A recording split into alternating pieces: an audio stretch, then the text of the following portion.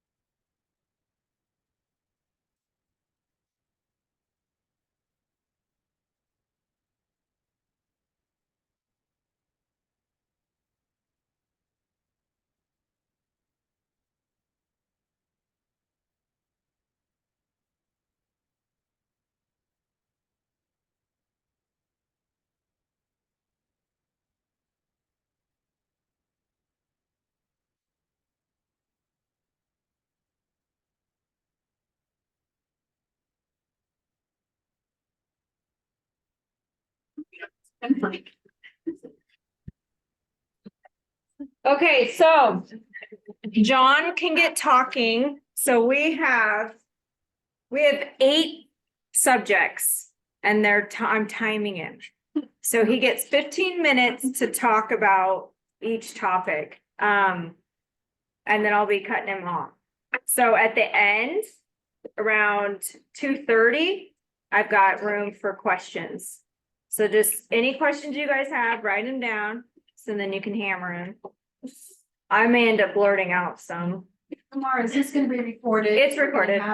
Yeah. Okay. Yeah, Carol Cohen's on already on Zoom. Can you hear us okay, Carol?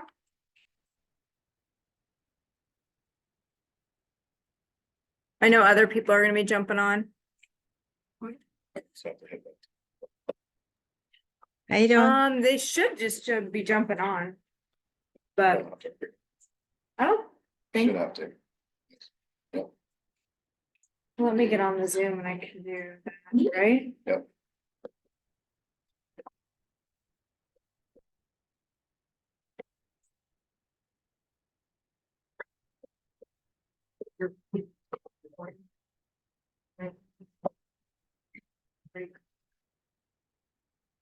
You want to start? Our first topic is market trends and research. Market trends and research. You guys pay attention to market trends? Are we gonna discuss the changes or are you gonna? Well, I mean, it's just, the changes are with the contract, right? I mean, that's the biggest change, but what a lot of consumers weren't aware of is that they were always able to negotiate their commissions. And people can say that's not true, but every person I've come in contact with that I've asked, and I've had my realtor friends around and I've just walked up to random strangers, they said they had no clue. So educational purposes, you know, I think that's gonna shift a lot of things on the iBuyer big campaigns like a Zillow, Realtor.com. How that all came around, if you guys don't really understand the story behind that, is that there were certain markets that were giving them direct feed access to the MLS. And where that was going is that they were giving them better leads, you know what I'm saying? Because they're in 2022, when you understand like market and how it really works, is there was 180 million leads sold to real estate agents, with only 5.6 million transactions that had closed during that fiscal year. So what you're telling me is that 180 million leads were sold on an average of over $1,100 per lead. So 130 million came from one service provider specifically, which was Zillow. So we created our own animal with market trends by making sure that we had Zillow reviews. I was a 5-star Zillow, you know, and how Zillow created a monster was there used to be something that was called Rain or Rain something, Active Rain. And then Trulia bought Active Rain and Zillow bought them. So all the times that you guys were putting in your client's information to give you a review, you literally fed the dog. So what I always tell people, if you're gonna have market trends and you know, realtors didn't want to listen to me, and I told this 7 years ago, I got blasted in a forum here with all the realtors telling me I was an idiot. I predict this commission change was gonna happen 3+ years ago. In my coaching, I've been telling people for 3 years to be ready for the change that's gonna happen. Nobody listens, right? Just like, hey, we're not gonna have 2 years that are the best 2 years ever that they were historically in real estate, followed up by what? The worst year in 30 years, right? So I mean, these are the things that when we talk about trends, you're just not prepared, because with market trends, what I see in the real estate community is we have these panels of realtors that do high production. Okay, we gotta understand, like, they're lying to you. Okay, their overhead is at least $20,000 a month before they even make a penny. But you're in a crowd going, I don't have 20 grand a month to be able to what? Do you have 20 grand every month that you can survive? Do you have 240,000 just sitting around before you have a closing? No, okay. So stop taking advice here. There's your market trends. That's number one, okay? Because they're lying to you when you look at it, right? So, you know, I've built what works for everybody to generate a shit ton of business. And I'm gonna ruffle you guys today. I'm gonna put you on the edge of the seat. I'm probably gonna offend you. That's fine, okay? You being offensive, you should write down when you're offended, because that just means you don't have that shit built. My job is to make you a lot of money, get your time back in life, and actually enjoy it. That makes sense to you guys? So when you really think about the market trends, nothing's really changed. People buy and sell homes. One of the biggest market trends that I see that realtors do is you will talk about that there's a buyer's market and a seller's market. Have you heard that? That people will tell you that? How many of you guys have ever marketed that way? It's a buyer's market and put out content, or it's a seller's market and put out content. 50% of your clientele goes away right away. Just like when you were selling homes above 30,000 above list price and you put it out online during, you know, the whatever years they want to call it. Well, what'd you just tell your buyers? You have to come in with 30 grand more if you want the home. So the way you market and the market trends, even though they're giving you information, doesn't mean it's valuable information to the consumer. It may make sense to you, but in real reality, you need to dummy it down to people that don't understand anything, right? So when you put out there's a buyer's market, you lost 50% of your clientele. So you need to stay neutral, because at the end of the day, to complete a real estate transaction, what do you need? You need somebody that's going to sell a home. You need somebody that's what? Okay. So that's market trend 101 that you guys were all taught wrong. Whatever the market is, rates have always historically gone up and down. The one thing that's been in common is home prices have always increased. Okay, so that's one thing you know to stay aware of. And it's interesting that people, when I listen in forums of the market trends with the change with the NAR lawsuit, is that you're educated wrong. You know, I mean, you guys were taught wrong on how to do real estate when it's a relationship driven business versus a transactional business. And it doesn't matter volume anymore. It's about how many people you help. So your market trend should be like, how many people can I engage with today, do the things that I need to do? And as long as you do that, you're going to be fine. But for the market trends you need to pay attention to is that nobody in this room has what I tell my clients is built out. Okay. If I was to ask you why I would pay you 20 grand to list my house with you, you're going to give me this Reader's Digest bullshit. I should already know what it's like to find out what it's like to work with you online. What do I get by working with you, and who are you? By not having that is why you will not survive this market. Okay. I'm the truth serum. People don't like it. I'm not here to get a hug or participation trophy. I'm here to, after 2 hours, you're going to be very well prepared to go close a lot of business, because I have clients in this Arizona state right now that close over 100 transactions a year. In the worst year that it ever was, they closed 105. So it's not hard. We just make it hard on ourselves, right? Because we have so many bits and pieces of this app works, go do this. I've heard this works, but they're telling you what works in their business, right? So you have a realtor that says, this is what works in my, how many of you heard that? You're at a panel, these realtors are like, oh, here's what I do. And here's the CRM I use. And here's all this stuff. Would you agree? You've heard it all? Okay. Mine, I've had thousands of realtors use my one technique that close a ton of business. What's the difference? Who do you want to take advice from? Well, I've done it with thousands, or just what works in my business? Because it's called research and development. Why do you think companies have research and development? So they can take market trends on what product's going to sell the best. Does that make sense to you? At the end of the day, when you do marketing analysis or whatever, you are the product. The house is not the product. Prior to them coming to you, they already know what they're looking for. They know the type of house they want. They know the amenities they want, and they kind of have their affordability. Why? They have Realtor and Zillow.com. They go there before they go to your website. They're not searching for your homes on websites. They go to your websites to find readily available information on how to purchase a home or how to sell a home or go from renting to buying. Does that make sense to you guys? So when I think it's just funny about how many times I see these realtors are like in this Cromford report and they want to know all this information. I'm like, dude, people buy and sell homes no matter what the life is, what interest rates are, whatever it is, and you guys get all panicked. Like, it's interesting how you guys go into a frenzy. Like, if you have a good skill set, you don't have to worry about it. Your business should always grow organically. Organically is the key word in any traditional market. Does that make sense to you guys? What happens is that we're pushed, to call people we don't know, buy leads from people. So you're basically getting sold back your own clients. And the reason with the market trends, you're not paying attention, you got to think of like, why am I getting sold back my own leads? Why was there 180 million leads that were sold that were so-called people ready to buy or sell, but only 5.6 million actually bought and sold? Right? And does that make sense to you guys? I mean, this is where we got to pay attention to, understand your areas, like where you live, be the mayor of the town. That means by, understanding the statistics, the turnover rates, what the home values are doing. Don't go outside your bubble. So when you really want to think of market trends on how I produce where my clients will do 100 transactions a year, they go into a community of a geographical farm and they want to make sure that there's 200 homes closing a month in that vicinity. Because if they can get it at a 0.1, move it to 1, right? You're always going to move the needle, but it's your marketing efforts, right? When they say marketing trends, I think of marketing efforts. Because what you put in is what you get out, right? Like we were talking about earlier, we were talking about the 75 hard. And I said, but did you get the book? What do you mean the book? Well, that's the whole point of doing the 75 hard, is not to lose weight or that you can do something for 75 days. It's to track what you're good at, track what you're not good at, and if you won the day or didn't. Because at the end of the day, who cares if you drank a gallon of water and worked out twice a day, read 10 pages, and didn't eat shit food or had a shot of tequila, okay? It's what you do in up between here. Does that make sense? So nobody cares about how many homes you sold. So market trends for me and my thought process when I've been around the country, and I've been all over the country speaking, you all have the same problems. Speak with your audience, not at your audience. Does that make sense? Like, no one gives a shit you're a top 1% agent. No one cares how many homes you got in escrow or whatever it is. They want to know how you're going to help them. Just like I'm here today to help you guys, because you listen to all these people that are in this world of where it is. And the way I look at it is that when I built my company to be relatable to you guys, is that I wanted to stay home with my kids. But how do I stay home with my kids when I have to have an income? So the market dictates to where it's at, and you're my market. So you're my ideal market. Your ideal market is a consumer.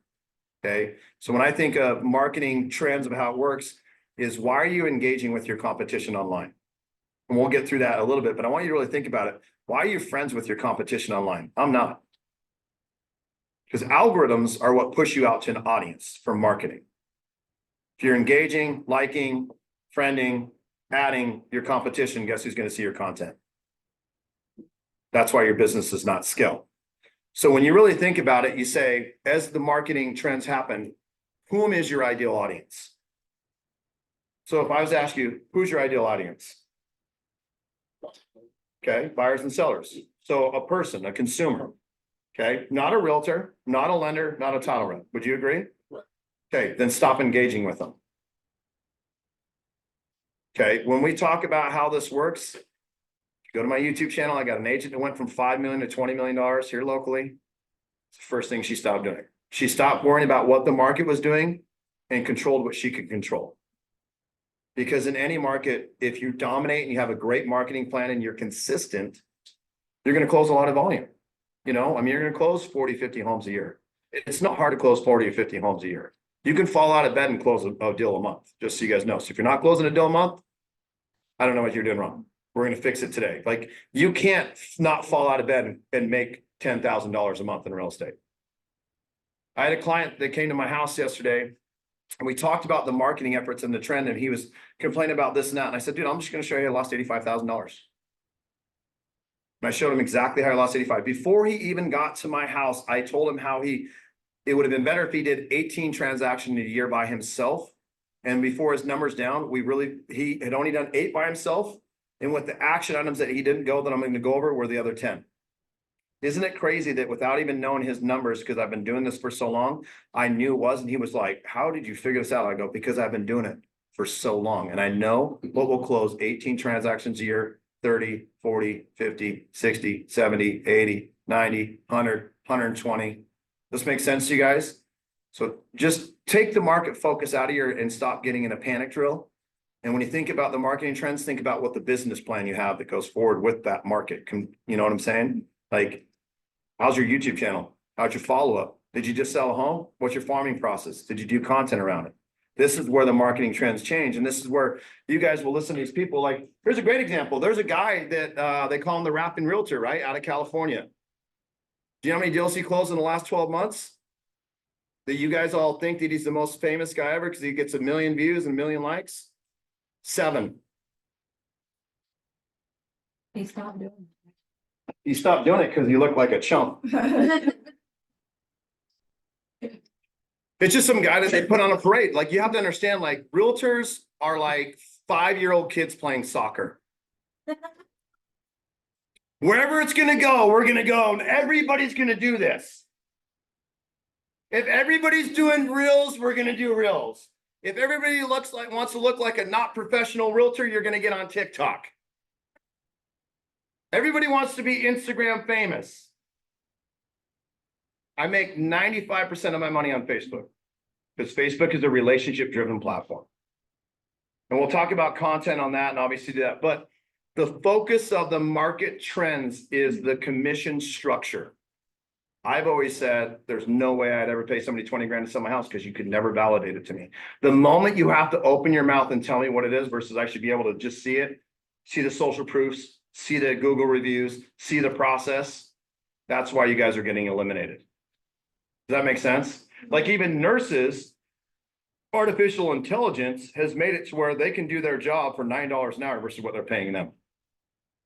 You look at you guys are the next Blockbuster until you actually start taking what you do now that you got a license in actually seriously as a job versus, like, how many of you guys run a 7-figure company working 42 hours a month? Do you know anybody that does that? I'm standing in front of you. I have 0 employees. So that's my relation to you guys. 0 employees. I run a 7-figure company all by myself. I work 42 hours a month. I hang out with my kids. I play a lot of golf. I travel all over the country because I wanted to live life. Did I always start at 42? No, I used to work 90 hours a week. So when the market trends is where you sacrifice is where you make up for it. Does that make sense to you? And people don't like me because if you look at my Google reviews, I'm the dude that's going to tell you what I want to hear. But if you look at the Google reviews beyond that, if you actually want results and close a lot of business, I'm your dude. So you have to determine with your business right now, do you want to close a lot of deals or do you want to get a participation trophy when we leave?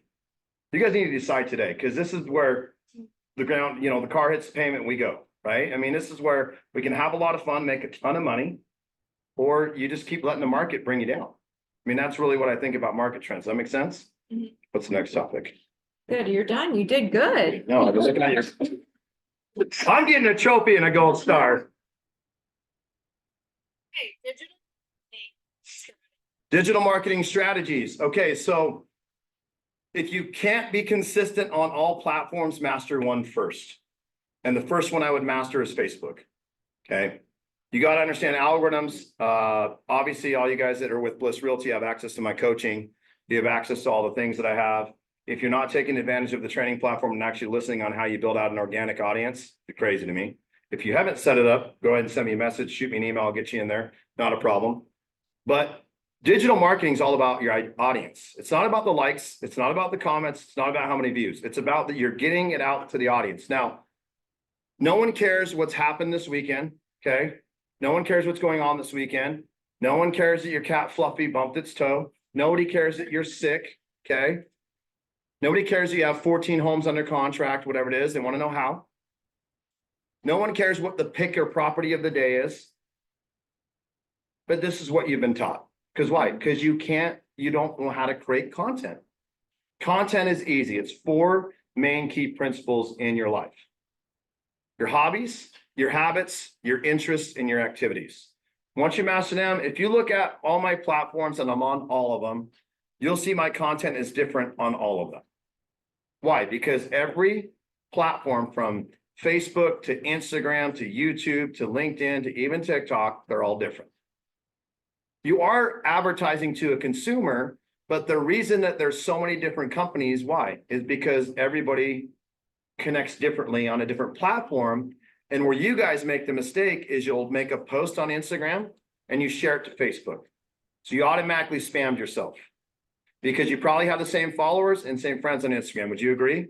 And when you see that same person that checks in at the gym every day and they're like, I just did arms today. Did arms? Really? You did arms? But we don't understand is that when you share that content, the Instagram handle is different from the Facebook handle, and the handle is your name. And just because it allows the share thing doesn't mean you're supposed to do. Like, I know we were taught younger that sharing is caring. That's not true on social media, okay? They do it because it's the lazy man's way out of just putting content out there to go viral. And people are like, oh, just put it everywhere and post all the day. And like, so just post once a day. Once a day in the morning. That's all you need. I don't post every day on Instagram, but I post every day on Facebook. When I don't, you'll notice that my content and my engagement goes dramatically down. And I do it on purpose to show people this is how fast you can ruin your engagement of your audience and how quick you can bring it back. Does that make sense to you guys? So content's everything when you put it out there, but be yourself. Like just today, you saw me film a video about, hey guys, we're here in a room full of women. We're kind of smart. Me and the guy are sitting closest to the door so we can get out of here in case shit goes south. But I put that on my Instagram. But in that content, what did I remind people? I do real estate coaching. I'm helping people, but I made it what? Entertainment. See how you guys all laughed when I gave it. The difference, you guys are like, here's another house. Here's me.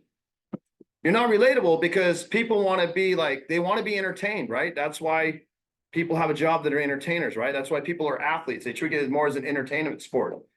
You have to be relatable to your audience of where it is. And marketing strategies on this is that if you have a listing or you just sold a listing, right? I tell people this, I'm like, okay, so where was the video of the listing?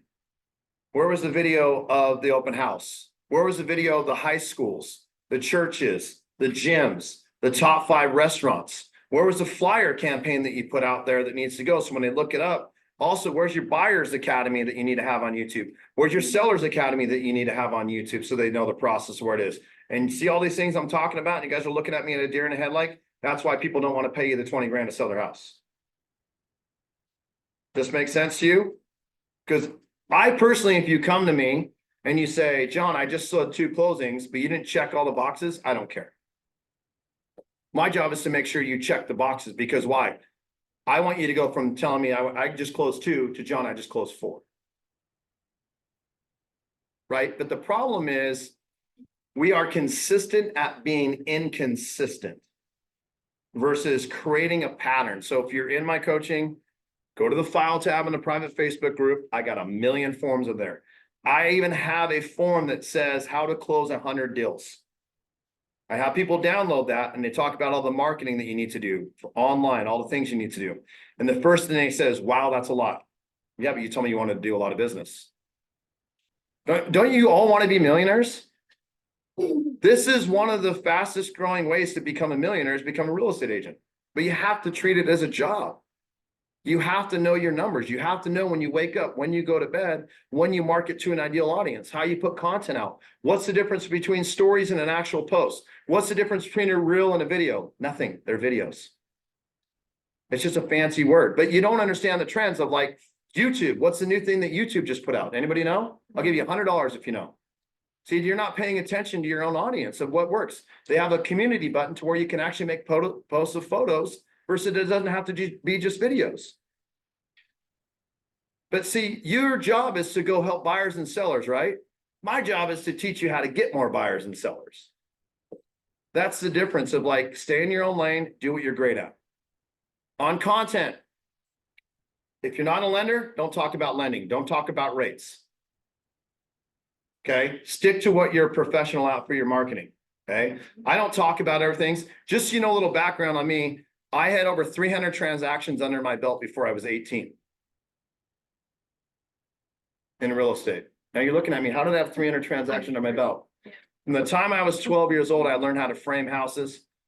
My stepdad was a big developer and we did new home builds and residential resales. From the time I was 12, I learned how to do land development turn land into lots, lots into homes, resell their resale, how loans worked out the process of the time, how title worked. But I did every single check off for my dad on every home that we sold. So we knew exactly what our ROI was to the penny per home.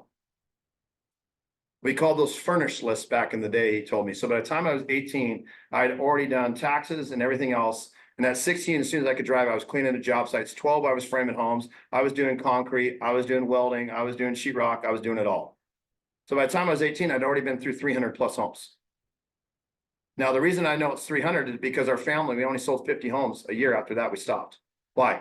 Because I was taught you need to go enjoy life with what you've made. So when you take advice from people and they're going to tell you how to get to where you want to be in life, instead of these panels that you read, next time you go to a panel, ask them these key questions on their marketing strategies. Number one, what's your overhead? Number two, how many employees do you have to run your company? And number three, how many times have you had to get up from the dinner table to answer a phone, and how many vacations weren't you ever present on that you posted that you're sitting at the beach and love that I can do my job from anywhere? Because this is what you're taught, right? So think about the marketing when we put it out there. You're doing marketing that's entertaining your competition, not engaging your audience to create a connection with you. Does that make sense for you guys a little bit more?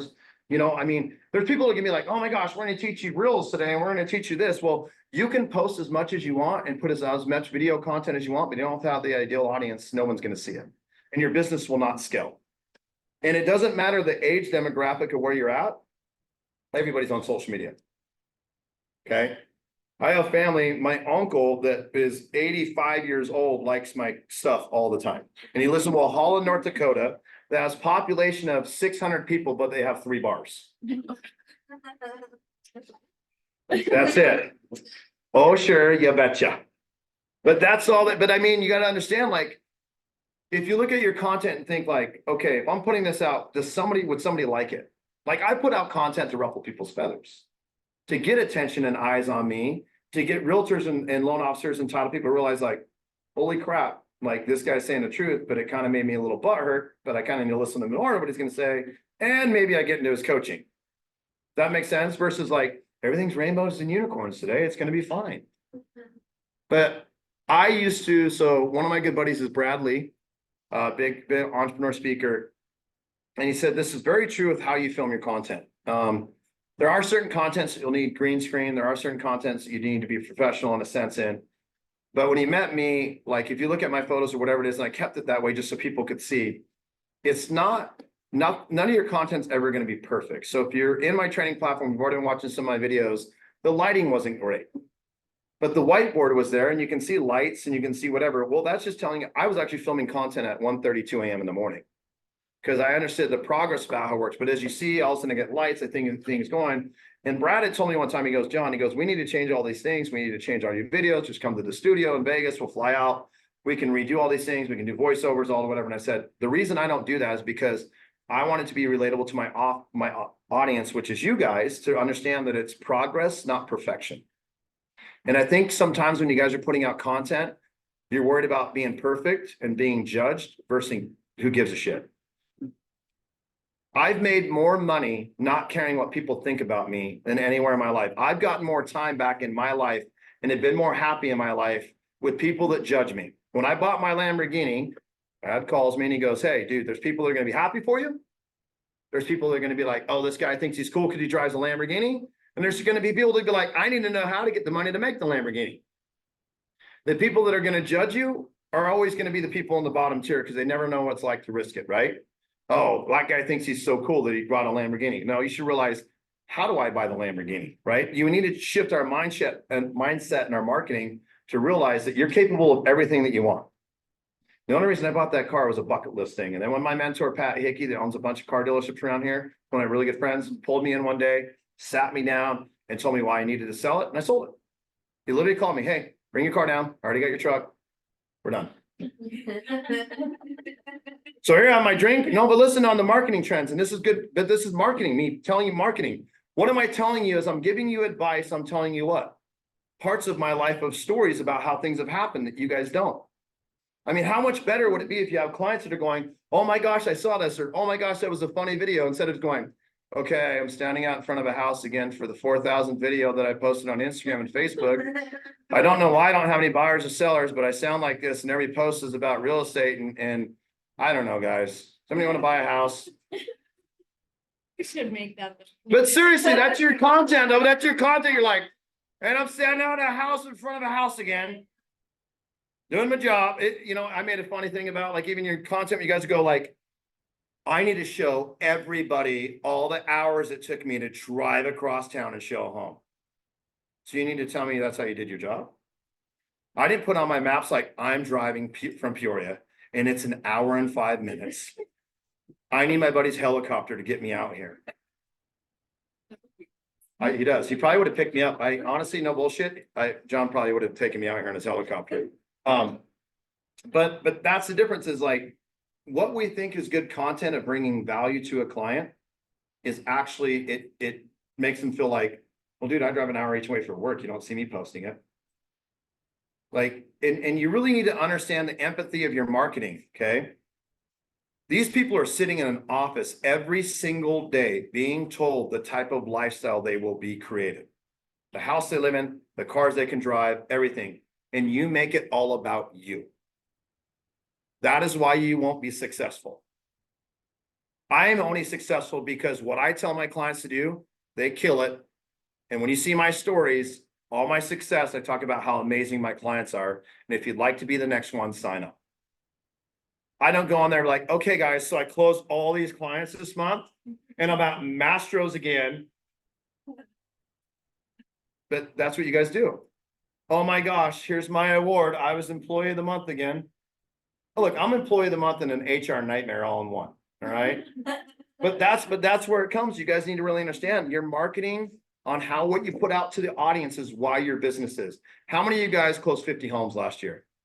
How many of you guys closed 40 homes last year? How many of you guys closed 30 homes last year? That's easy to do. The problem that we need to start is don't worry about the market. Worry about your marketing efforts that you're going to put out to an audience and really be like, would I read this shit? Would I actually like this? And that's why you're not closing that much business. That's why you spend more time out there just praying and hoping that you're putting out a post or a story versus learning that when you gather data on what people like and strategically now putting out content. Like my Facebook is different than my Instagram. If you follow me on Instagram on the stories and posts, you never know what's coming next. Facebook, I'm going to have some good quotes. I'm going to tell you have a great day. I've got pictures of my kids, things that I'm doing. Stories are a little bit more business-like than they are because I know what each platform does. Right? YouTube has obviously got my videos. It's got the content out there because that's how my demographics work with my Google reviews that I'm putting out there. But if you look at my platform, it's all different. And, people thought I was crazy. And when I left a $25,000 a month salary job almost 6 years ago, people thought I was nuts. I was going to do it. And I said, no, I wrote 13 books on how to do real estate. I had brought 400 new agents to a new title company when I had left. That title company's out of business. Why? Because I left. The value that you bring is when you can hold the threshold. Nobody cares about whatever it is, right? At the end of the day, they care about how you're going to help them make their next house payment, how they're going to afford it, what kind of houses they can do, the pools that, these are what's fun. Like, how can they re-landscape it? How do they get a loan? What's the difference between FHA loan, a VA loan, a conventional loan? How does a credit, score affect your buying power? It doesn't matter that there's multiple offers. If you're good at what you do and you want your offer to be accepted, write a damn letter from your owner, from your buyers and put it with the seller. Get the connection with them. Go stalk them on social media. That's the best of marketing. Look, we're safe. You might have to get up and run. Be careful. Women are really good at being CIA agents. My wife will be sitting there and telling me, and so like, hey, babe, check this out. I'm like, is that what you're doing on your phone right now? Like, I'm like, this is what you guys do. And she's like, I don't know. Like, I go, I don't have time for that stuff. I'm like, I'm just worried about what works for me. So when you think about your marketing, what you're going to do, find out what your audience likes and do more of. That makes sense? Okay. What's the next topic? Adapting to technology. Adapting to technology. So like I said, master one at a time. Start with Facebook, then I'd go to YouTube, then I'd go to Instagram. If I was to do that. AI is very helpful. They have some great apps that you can use to help you navigate through editing video. Make sure when you guys are doing video that you always have captions or subtitles on, because 88% of a consumer looking at it is in a room, and I always put captions on my stuff and a title overhead. I teach you guys how to do that. That's why a lot of people aren't viewing your stuff, liking your stuff, engaging with it, because they'd rather read it and kind of laugh along with you than not. Does that make sense to you guys?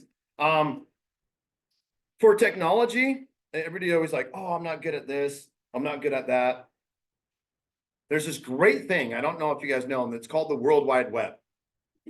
And within the World Wide Web, there's this great thing called YouTube, which is the #1 search platform that's owned by Google.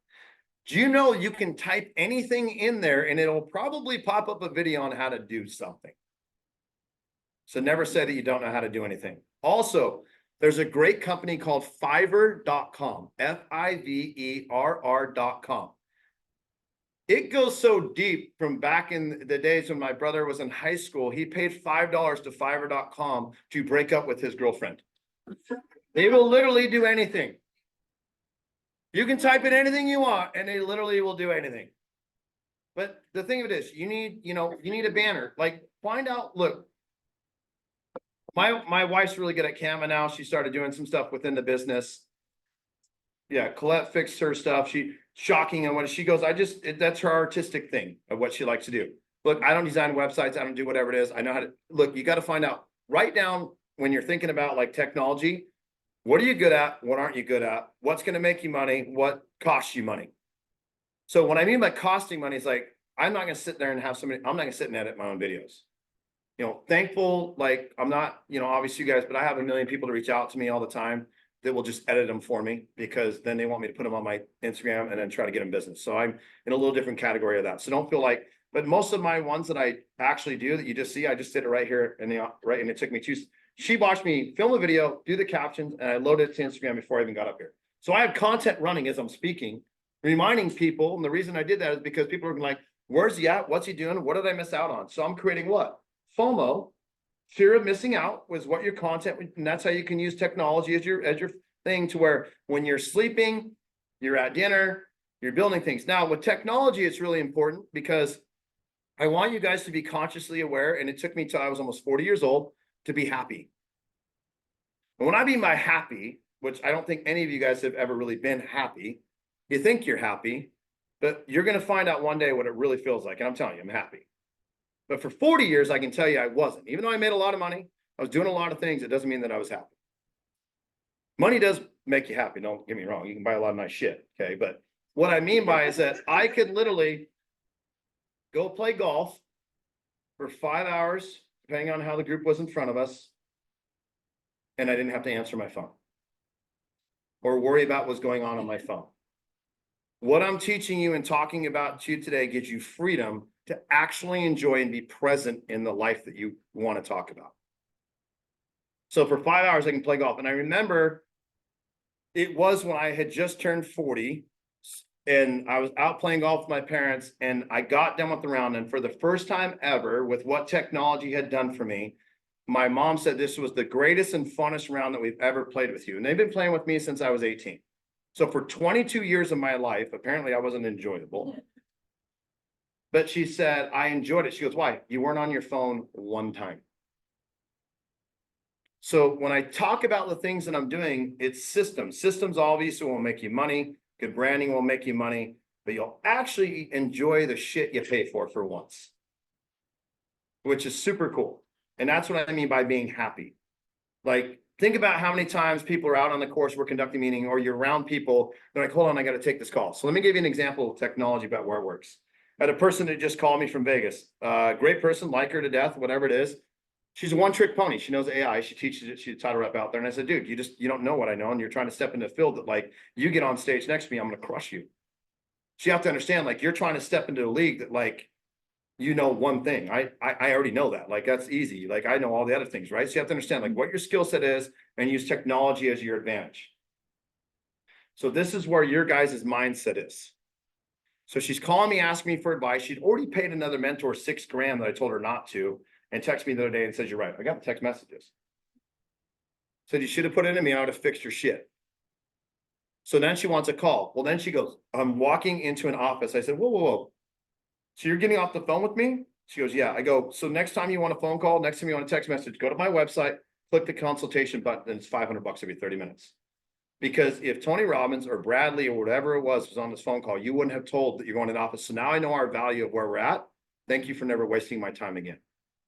Some of you will never say that, but with the technology and so what did I say? You want more time? All you need to go to where? My website. So I use technology, pay me my money, and then I'll schedule a phone call. Somebody's ready to buy a home. Somebody's ready to sell a home. You're at dinner. They want to be able to find that readily available information. Hey, when do I get my keys? You're at dinner. You have pre-templated texts. Hey there, thank you so much for letting me know when you want to do dinner, blah, blah, blah, blah. Here's a video that walks you through on when you get your keys. Power of YouTube. That's a power of technology. It's a power of having Mac products too. I don't know about droids. Look, I'm an Apple guy. Androids, I don't ask me any questions about your technology. I remember when I had my first beer, but I graduated to tequila, and that's where Apple products really worked out for me. But it flows, right? So, but what you really understand is technology is your best friend, even though it's your worst enemy. Just don't panic, slow down. My training walks you through on everything on how to do it. You can't really screw it up other than just, if you decide to screw it up, but just slow down a little bit. Like when I was building my company, I didn't have the money. So I was right there with you guys. I had enough money to spend. So I had enough to pay my bills for 4 months to see if it worked. If not, I was going back to be what here a top title rep, you know what I'm saying? But it worked, right? But what I found out is I would write down, this is the technique that I use for understanding technology. Because have you guys ever just sat there and you're just like, I'm going to throw this computer across the screen, like across the room. It's going to get frequent flyer miles. Like Delta is going to call me and you know what I'm saying? Like you didn't realize your strength. Okay. At that moment, what I learned was just write down what's frustrating you and what it is. Take care of it tomorrow. Then what you're going to do is you're going to come back to the list on the technology. You get on YouTube, you watch some videos, watch 2, 3, 4, or 5, and you're going to realize, wow, this wasn't as bad as I thought. It's my favorite 2 words that I tell people in my coaching, slow down. Like there's a reason that the tortoise beat the hare. Okay, there's a reason there's a reason that slow and steady wins the race, as they've always said. I'm a firm believer in that. Sure, you want to speed some stuff up, you want to get some things going, but it's never going to be perfect, but it's got to be strategically used. And I think sometimes you guys are like, oh, I'm going to have this coach tell me all the content that I can post for the next 30, 60, 90 days. It's never brought me a deal in my entire life. And you know all the people I'm talking about because that's what they sell you on. Here, I'm going to teach you a course on content. Content's easy. Hobbies, habits, interests, activities. Done. There. You don't have to pay me. See how easy that was? It's the strategy of the audience of how you make your money. So when you use technology, YouTube is your best friend. Because you can't send a 15-minute video, but you can send a link. And every time your client clicks that link to view it, guess what? You get Google searches. That makes sense? Every time. So when I set up my Google review page, I used to just be like, hey, dude, what platform are you on? Right? And this is how I'd say, hey, are you on, Facebook, Instagram? You always ask them that, which one are you more dominant on? Now I go to people and I said, hey, Google me. Like, what do you mean Google me? I'm like, well, just Google me. Like, you want to, connect with me? I'm like, all my information's on Google, so just Google me. But I do that because it geographically puts me out everywhere that I'm at and pinging. So when I'm out there, like people know who I am when I go out. And they're like, hey, dude, I can get your information. I'm like, yeah, dude, just pull out your phone, go to Safari, Google, whatever, and type my name in. So they do it. So what does that do? It pings me out more in Google on ranking for free. My information's still there. My links to all my social media sites are there. My links to my websites are all there. Why? It's a one-stop shop. So now they have it on their phone. But now when they go to type in like a John again, guess who's going to pop up? Me. So you got to use technology as your advantage, but you got to set it up correctly on how I've got mine set up. And branding is very important. You guys use the wrong profile picture on all the different platforms. Your Instagram should just be your first and last name like mine. Shouldn't be your name, AZ Realtor, or your name Realtor. It should just be your first, last name. It's the same thing. It's on there. If you're confused, look at your business card or your birth certificate. That's what your social media handle should be.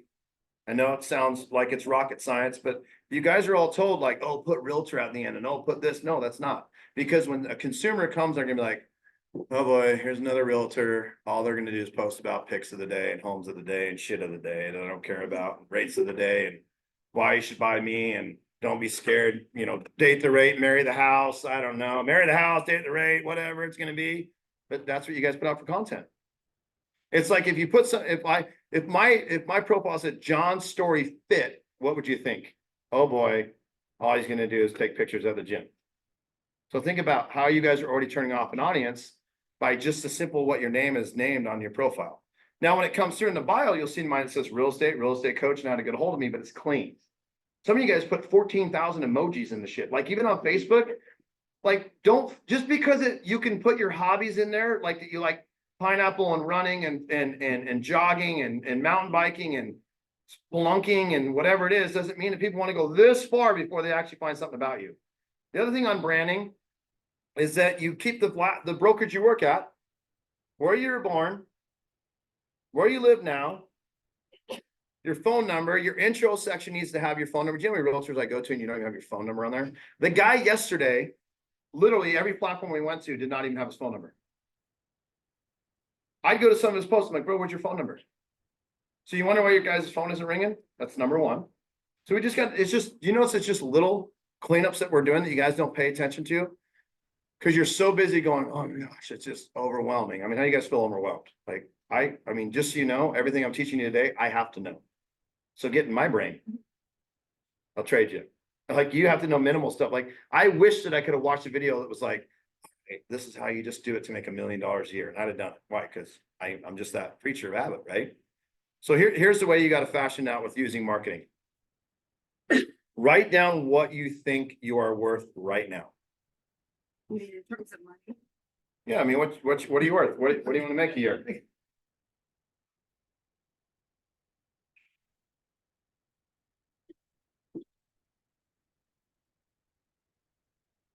Three minutes. Yeah, that goes in there. So yeah, just write down what you think that you're worth and where it is, and you just kind of go from there.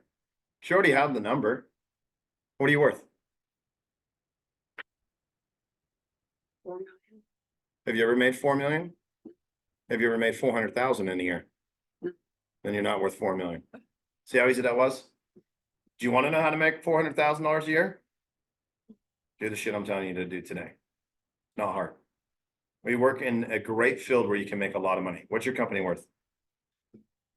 Now she's rethinking it. See, now you lied to me. See, I already got that. See how easy it was? See how easy it is for me to just shift what I want you to do? Notice how when I speak, I can control you in any direction that I want. I've been doing this for a long time. But the problem is you've never really thought about it. Like, we have to be realistic of what we're really going to go at, right? So if you made 120, I know I can double that to 240. Not a problem. What you didn't pay attention to is how you made the 120. But then also you didn't pay attention to is going, hey, did I do farming? Did I create content? What's my follow-up? What's my lead projection? Do I have a private group? Did I use social media? Did I post every day? Did I get in front of my people before 5:30 a.m. before they woke up at 6 a.m.? Like, these are all strategical things that I do with my clients. And I'll get on these Zooms with my clients and interviews, and they're like, oh my gosh, what do you do? And they're like, just what he tells us to do. It's very simple. Okay. And I'm going to give you some strategies later on in the day. But the problem is you guys are unrealistic. Look, for me, $1 million. Why? I made $1 million.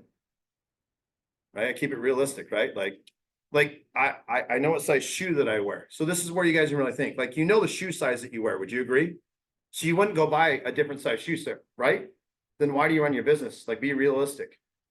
Once you become realistic and start calling you out on your own shit and use technology and marketing at your advantage, sky's the limit. People thought I was crazy when I had my one client that went from 30 to 100, 111, 105, 120. They thought I was crazy. And I'm like, dude, you do all this stuff. We just need to fix it. There's just little things. So we went from 30 to 53 to 71 to 111. But notice I gave you a timeline. It wasn't like in 1 year it happened. It was, we doubled. Why? If you find out where you make your money and you actually track it and know versus the consumer, but the action items you did and paid attention to your clients Like every question that I've ever had in my career, that's why there are 400 training videos in my virtual training platform that are all broken down. Why? I never want to have to repeat the question and answer ever again. So people say, how do you run a company with 0 employees by yourself? Because that's it. And also my subscription. You can't call me unless you pay me. And I determine the time. You're not in control of your business if you always are getting on a phone call. Or whatever it's going to be. Does that make sense? And I don't know what the phone call is about. Could be a family emergency, whatever it is. But my phone's behind me. Like I'm fine. But the problem is we're always worried about, oh, this client's calling me. This person's calling me. This, oh my gosh, I got to answer the phone. Otherwise I'm going to lose them. How many of you guys have that? Then you're not running a business. You're running chaos. So use marketing and technology as your advantage. And you can really scale a business. What's the next one? You're done. She's just keeping me on track. Jeez. Networking and relationship building. Networking relationship building. So networking relationship building is pretty easy. If you have 500 friends on social media, you have 500 warm leads every day you wake up. Okay, so people struggle like, John, how many of you guys are like, how many of you guys go to these classes? We're going to generate all these leads for you. How many of you guys heard that bullshit before? Okay. Every day. Yeah, every day. Okay, so use social media and technology as your advantage. So if you have 500 friends on Facebook that are not realtors, or 500 followers on Instagram that are not realtors, guess how many warm leads you have every morning? 500. And if you do the 5 by 5, where you're starting adding the friends of friends, and you've closed deals, but you added their 5 friends and you stalk them. Okay, social media is great for stalking. Okay, you just add them and you go. The greatest thing is they're either going to accept your friend request or not, depending on your content. It could be super shitty or it could be super great. That's kind of where it is. Like if people are not accepting your friend request and all this is real estate, that's why. Like if your stuff's private, which it needs to be public, everything needs to be public. You don't need one Instagram account. You need a private referral Facebook group that I talk about client appreciation. You need a business page on Facebook for compliance, so you're one click away. And you need just a personal Facebook that you just post personal stuff on. That's why it's called a personal Facebook. But you guys are like real estate, real estate, real estate, real estate, real estate, real estate. And then you're like, hey, then I'll send you a friend request. The next thing is like, go like my business page. And I'm like, unfriend. Right? Because that's what you're taught to do. That's not true. That just organically let it happen. And so when I talk about relationships, I say, okay, well, how many of you guys want to close 40 deals a year? Okay, well, let's talk about the procedure of building relationships today. What time do you wake up? 7:30. Okay. 5.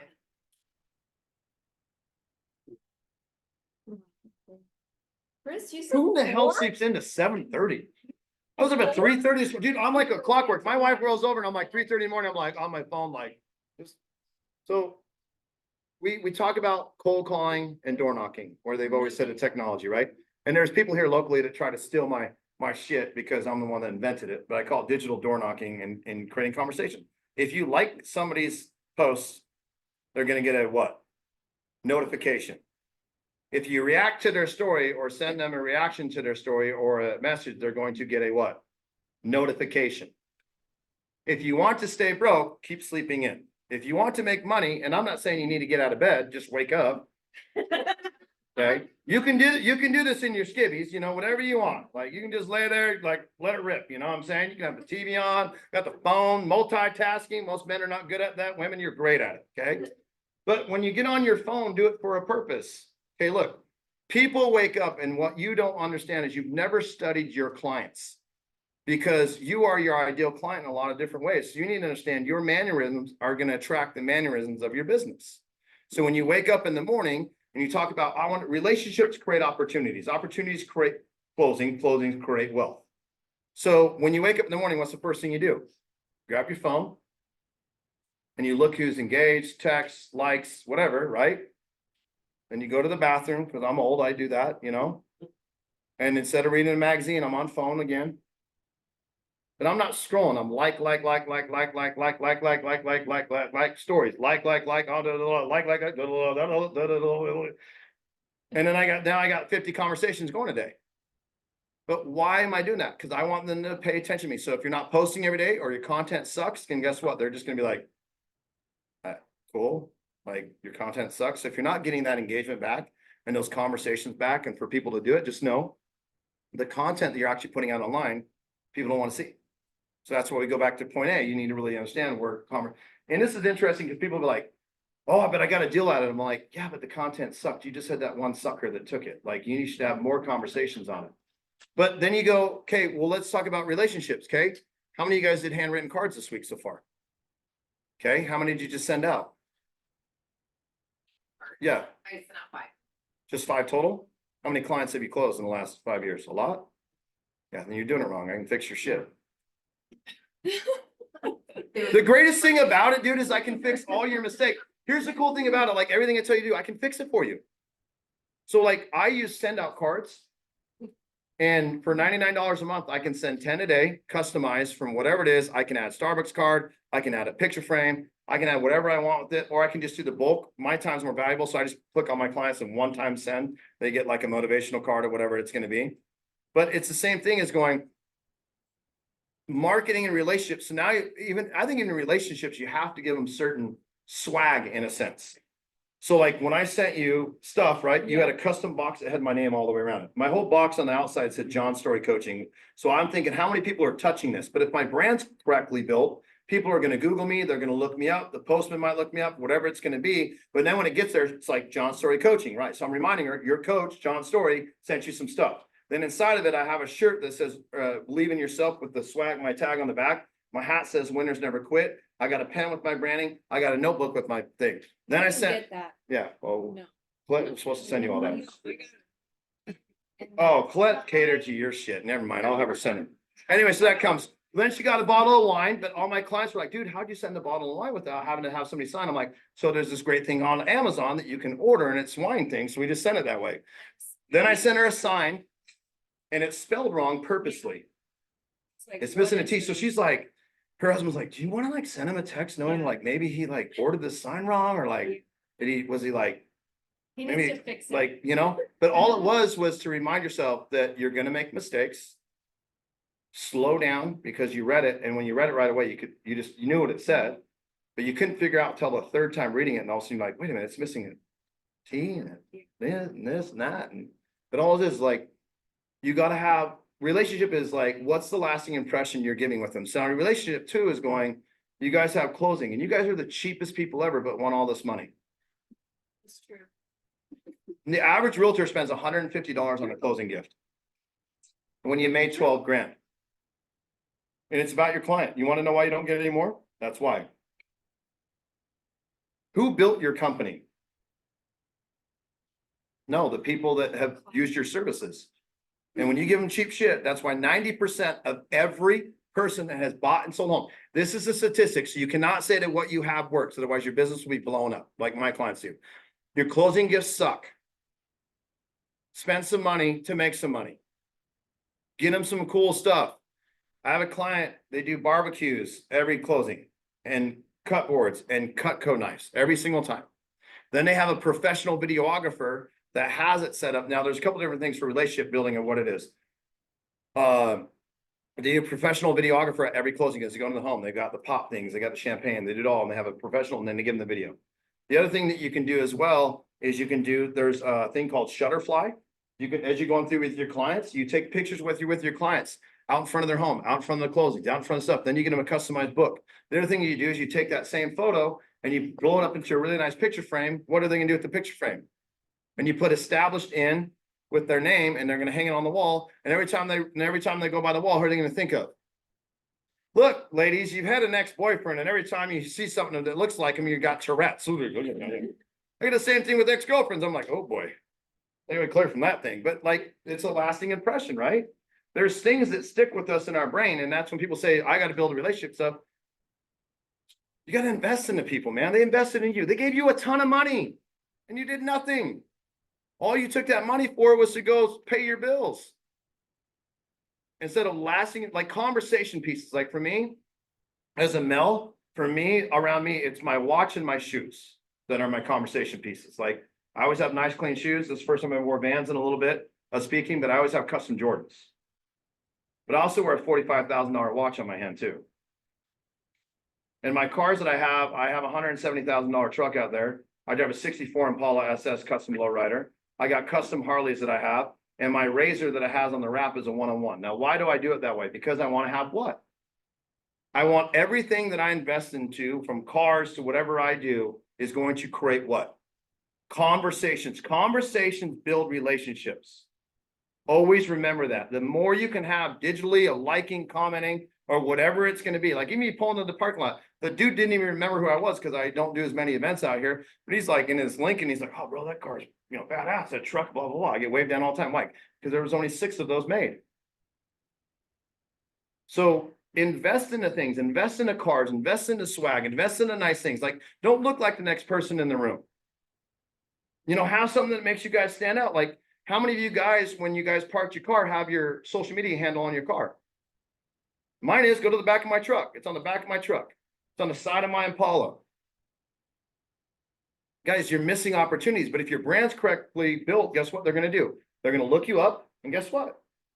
You might get a client. You might get somebody that tags you in a photo. Oh man, it's cool. Like when I have my Lambo, when I have when I'm having a lowrider outside, and I was doing that. When I went to my golf tournament, everybody knew that lowrider out front was mine. Now, did I ever plan on buying a lowrider? No, it was just a really smoking deal at Barrett, and I was like, this car is pretty cool. But they put $117,000 into the bill without the car, and I got it for 58 grand. So I invest things like I want to have conversation pieces. You have to understand, like, it sounds dumb, like where some people are like, well, I don't need to have that, whatever it is. I'm like, but I have more conversations about stupid things that I bought that have made me more money than you guys will by just wearing plain Jane shit. Like you have to be the loudest person in the room so people get to know your name. Whether they like one of my mentors out of Vegas is like, dude, any publicity is good publicity, whether they like you or not, whether they talk shit on you or like you, or they're just accepting you. You're getting talked about. It's when people are, your business and where it is today on how many deals you have in escrow, how many listings and how many buyers is a direct representation about how many people are talking about you. And if your site's built right to when they come back to find you, if they actually want to work with you, because you are not the only realtor that they know. We are in a day of age of technology for relationship is the biggest transaction of where we are to where they can use technology and find anything they want. We used to have one cell phone, right? Now we have how many? Right? I mean, you used to have, when we were younger, it's like we didn't have that stuff. Like when the lights turned on, we checked in with our parents, we came back in. These kids got all these cool bikes and stuff that make noise. We had to put a cup between our spokes to make it sound like a motorcycle. Like I'm so far back in real estate that my parents had to have their ads in the real estate book before the MLS Tuesday by 10 a.m. And that was my job. So if you want to know all the things that I've done ever since I've been a kid, I've done a lot. But the thing that is we have to adapt. And people want more attention now than ever because of what social media has created, but not the attention on you. They want the attention on them. So when I say build a relationship, you need to make an experience like, hey, I'm out with my cool clients today. Click, you tag them. But if you put it out on social, don't just share it to share it. Each platform's different. You organically load the video, then you load it to Instagram, ask what their handles are, tag it. You put the location is there. So excited for my thing. Put a little GIF in there. And then you put it on Facebook. And then you do the same thing. You're like, and then what happens is that they share it out to their audience, right? And you're like, oh, dude, share that story, man. And remind me, hey, dude, did you share that story yet? No, because what's that going to do? It's going to go to their audience of people that don't what? Know you. And if you've done your stalking correctly and they come back to your page and it's not like, here's the pick of the day. It's actually cool shit. Guess what they're going to do? Oh man, I like this person. And then they're going to what? Start what? Kind of stalking you a little bit, maybe have a little bit of conversation, maybe looking around. Guys, this is like dating. It is. It's like speed dating. And no kidding. Like when I met my wife, I was a full-time single dad with my oldest daughter. If you see, even though she looks just like my wife, her biological mother passed away years ago. The whole story. If you want to hear about that, with all the shit I've been through, with no excuses really matter to me. Go listen to a couple podcasts I've been on. You'll realize I grew up in the hard knocks of life to be where I'm at. But I got sick of the dating apps because all you guys put fake shit on there, just like realtors do. Like, oh my gosh, let's go do another photo shoot from the house, even though I've closed 3 deals all year. We all know them. Come on, don't be them. Right. But my wife, I just saw the authenticness, no kids, love to take car selfies and all these things, but smiled and whatever. And she just one day liked one of my things. And I knew friends of friends. So I asked, hey, blah, blah, blah. Do you know this person? Because that's how real estate starts. Hey, do you know this person? You know this person? Blah, blah. And good, bad, had good things that were said about her, bad things that were said about her, great things that were said about her. And so all I did is I was a good closer at the time. I just slid her DMs and I put "you're" with the flame. Because I knew it would get a reaction of how, when I studied, because I read relationship books, which I started in sales, are the number one things you need to realize and read, because once you can understand an audience and how people engage by how comfortable you are in a room when I speak or whatever it is, I can close you.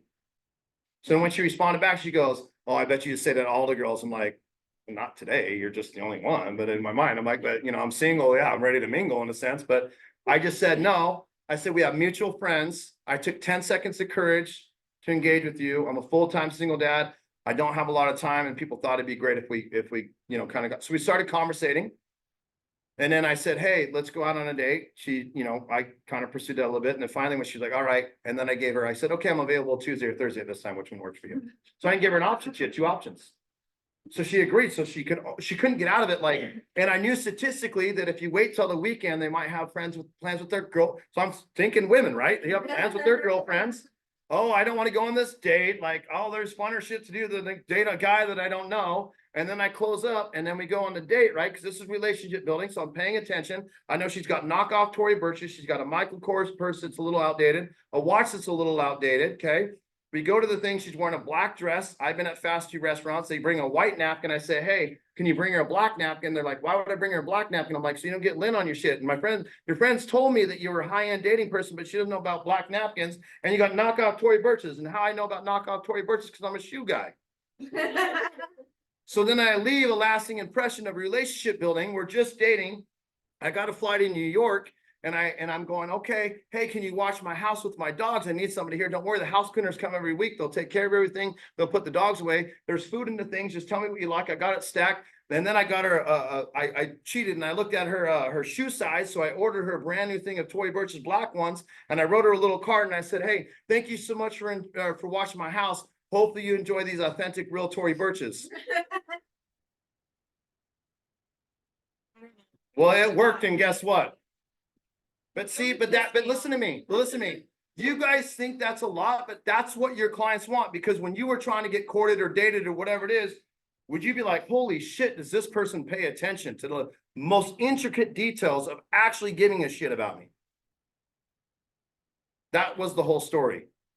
Because the things that she thought never mattered, that nobody would catch on to, I did, because I had an interest in that person of a relationship. So when you put out content and you're marketing and you're doing things, make sure you shake the trees. Does that make sense to you guys a little bit? And use that, because it's important, right? Because most of you guys would be like, "This," and she still today is like, "How did you know?" And I'm like, "Dude, because I just know." You're done. Actually, I would totally guess, you know? Okay, ready? Yep. You need a break or you No, good? I'm good. Financial management. Financial management. Okay. This one's super easy. Every action item you have with your clients, marketing, whatever it is, you need to establish a budget. Okay. You have to start somewhere if you want to scale a company. And I know most of you guys will be like, "Well, I don't have the budget. I've got this, blah, blah, blah, blah, blah." Look, your company's not going to grow unless you put money into your company. And when I tell people all the time, they're like, "Dude, I only got $200 to put into marketing." I'm like, "Okay, well, let's find out what we can do for the strategy if it's going to work." So you have to find out like where you can start making money. If I had $200 right away, then that was it. And you had no closings, open houses. Okay. As it scales and as you build, the problem is, as your business grows, you don't keep reinvesting back into the company. You take that money and then you realize one day why you don't have any clients and they've gone everywhere else, because you never reinvested back into clients. So when you get clients that have closed, don't think about the $12,000 check you have that's going to, how many months it's going to take for your mortgage that's going to pay, but take $2,000 of that and go invest into your client that you just closed with for probably $1,000, buy them some grill, buy them some nice shit, and take the other $1,000 and reinvest it into creating a closed private Facebook group and get clients in there, whether they close with you, friends of friends, and start doing raffle giveaways.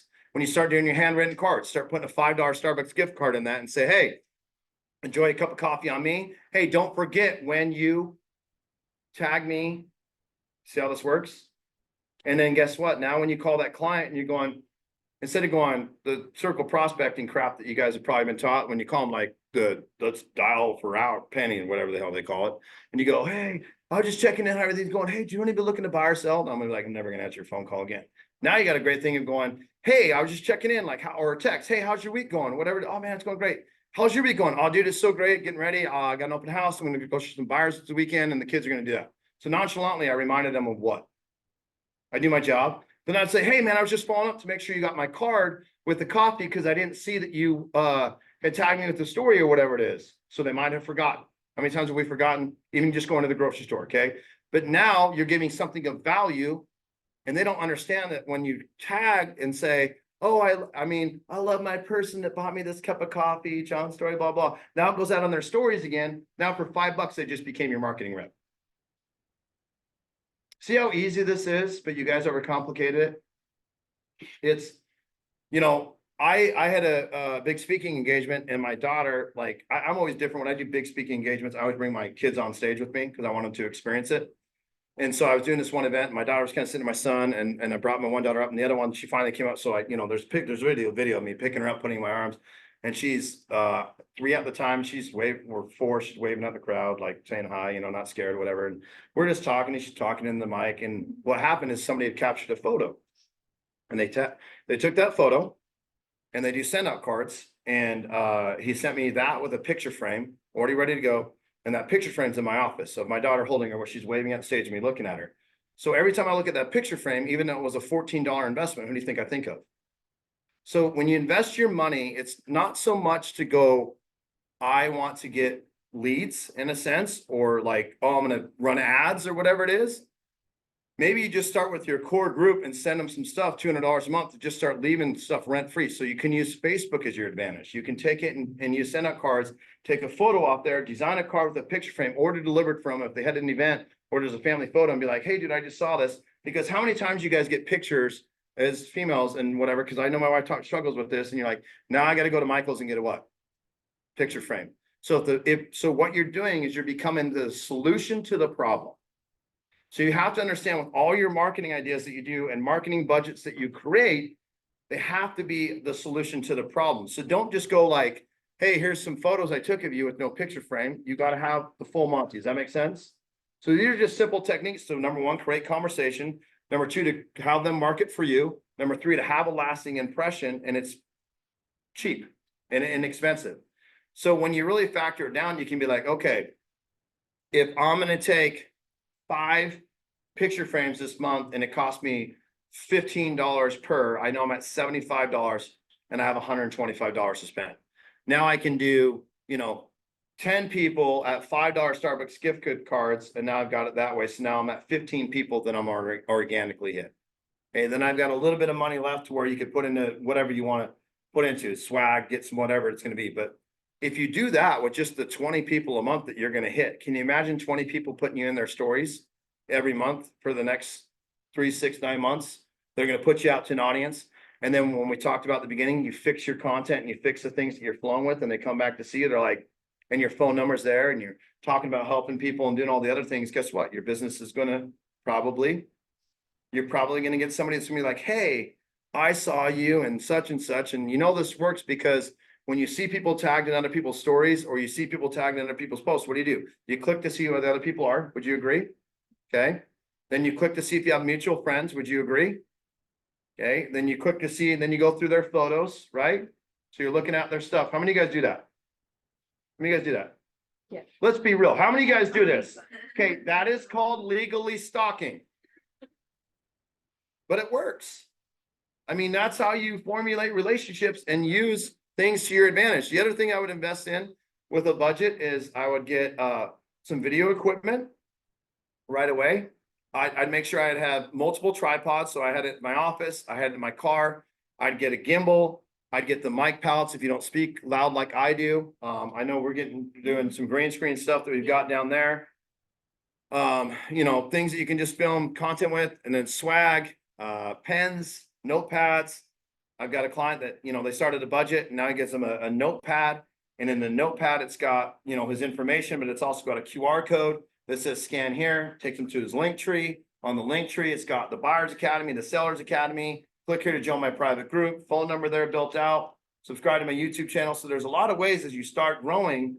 These are marketing where you live rent free, because every time they go to view homes, you say, hey, look, this is the book where you take notes in. So every time, you know, you need that, but every time they open it, right? Then what happens is they can contain a consistent brand, where now on send out cards, if you send a bulk thing on the back, you can have, hey, scan here for the QR code. But also when you're sending emails to your clientele, you can be like, hey, don't miss out on this month's giveaway in our private group. Oh, you're not in there? Scan here. Here's a video about it. Here's a link to do it. Now you're putting them in there. Does this make sense how it flows? The best thing to keep in track, okay, and I know there's CRMs, and if you guys get a CRM, I've never used a CRM. Okay, here's the reason why. Is I was teaching a class in Vegas 4 years ago. Gentleman's in the back, kind of being a dick, so I kind of put him in his place. Mister, I've been in real estate 20 plus years. I know it's shocking that I probably put somebody in place, but it happened, okay? You come at me and you poke the bear kind of comes out the corner. So I kind of let him chat, whatever it's gonna be, but you ever hear in the real estate, I've been doing this 15 years, man, blah, blah, blah. And I go, all my stuff's referral only and da, da, da, da, da. Yeah, and then I look up your numbers and I'm like, yeah, apparently none of your past clients like you. Shocking that I can't tell why, right? But so then they go and so he's sitting there and he's like, yeah, I pay $1,500 a month for the CRM and it automates all my stuff. I'm like, so you automate your business? I go, okay, cool. And I'm like, all right, what's your name again? I'm like, yeah. I pulled him like, so the 6 transactions you closed last year in the last 12 months doesn't really add up to what you're telling me on $1,500. You spent $18,000 to close $2.6 million worth of business. So you made $2,500 a month from what I'm looking at. Then it comes, well, I mean, I don't need them, blah. And I'm like, well, then why are you here? See, this is the truth that you guys don't like. And I said, sir, do you want me to teach you how to save $1,500 a month? And with this class, I'm going to teach you how to reinvest it back into your clientele and get them back to using you again. Sat there and I said, let me ask you a question. And it's just a yes or no. When you need all your information from your CRM, what does it export to? An Excel spreadsheet. You know, with an Excel spreadsheet, you can build out and add any column that you want, whatever it is, right? Now, the next thing is that I tell people when you're building out relationships and you're building clientele in my coaching group under the file tab, I have what's called an onboarding sheet. So anytime you get a new buyer, anytime you get a new seller, you need to gather information on them. This is where you can understand what kind of client events you're going to do, what kind of giveaways they want in the group. Like, do they want Amazon cards, Target, Starbucks, Dutch Brothers? So it's an onboarding sheet that just goes over and goes, hey, what are your hobbies, your habits, your interests, your favorite color, your favorite sports team, your favorite drink, your favorite food, blah, blah, blah, blah. Because why? If you're out and about and you're collecting data of all these people that have kind of told you what you want in a roundabout way or whatever, then you're out there somewhere and you grab something and you send it to them. You're like, dude, I was thinking of you. I just shot this out to your house. What are they going to think? Wow, they really are. Let's go back to the Tory Burches, right? But I mean, that's what people really want to understand is like, with what we're doing and how we're adapting and what we need to spend our money on, this is the easiest way. People just in real estate will just spend money to spend money thinking, because that's what they're told, right? How many of you guys, and she's in the back, she's like, I know, just look, ma'am, I'm gonna save you a lot of money. Go do the all about you form with all your past clientele, even if you have never done it. And I have an email template in the group, create your private group. I always tell people, don't put the cart before the horse. Go back, gather some information. That's gonna be a great conversation. When you're done with that conversation, send them a thank you card with something in there that's going to have it to where that you say that it's there, then they're going to be marketing from you. Then you got a follow up to where you can be like, hey, I didn't see you in the private group, or hey, did you get my thank you card? Now you got a great follow up versus going, hey, do you looking to buy or sell? Now look how many touch points we're creating. See, the problem is you guys get automatically to, oh, I'm looking to buy. And you go, okay, how many bedroom, how many bath, how many blah, blah, blah, blah. Because if you actually knew the data of your clientele, you'd do more business. Does that make sense to you guys in that fashion? Because now you can collect that data and use it against them. Just like if you guys aren't paying attention to me during this course, how many times have I said, hey, did you do business? Hey, how much have you made? Hey, what are you doing? What's your volume? Hey, have you done this? I'm gathering data as I'm going through this, as I'm speaking to you, and I'm using it what? Against you. So as I'm presenting this course and I see your demeanor and I see you smiling and I see you engaging and I see you taking notes, I'm so good at public speaking because I've been doing this shit for so long that I've literally changed what I'm going to talk about versus what was supposed to be talked about. Because why? I'm catering to the audience of what you're trying to pay attention to. See, you don't. You guys are like robots in a sense. Certain things you need to be on critical task skills, but other than that, you guys aren't adapting. And that's why you guys are so worried about the market. The market has nothing to do. If you listen to your clientele, gather data on what they want, you stay consistent in staying in front of them.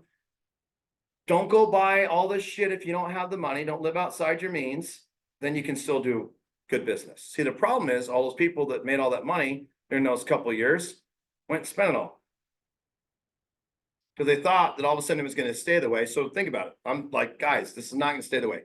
Stop thinking that real estate's gonna stay this way. This is the craziest 2 years we've ever had in real estate ever. It's the craziest, guys. You're gonna need to plan for it. You need to market. You need to have a cash stash to market to your people and do private groups and to have content and have YouTube channel. All these agents enlist me and these teams, and I'm like, dude, you're overspending. Oh, we're gonna open up offices and do all these things. And I'm like, guys, you can't do this. It's not a sustainable market. No, John, we're already in at 18 months, and all of a sudden January hits and boom, the rates change, and we had the worst real estate transactions in 30 years.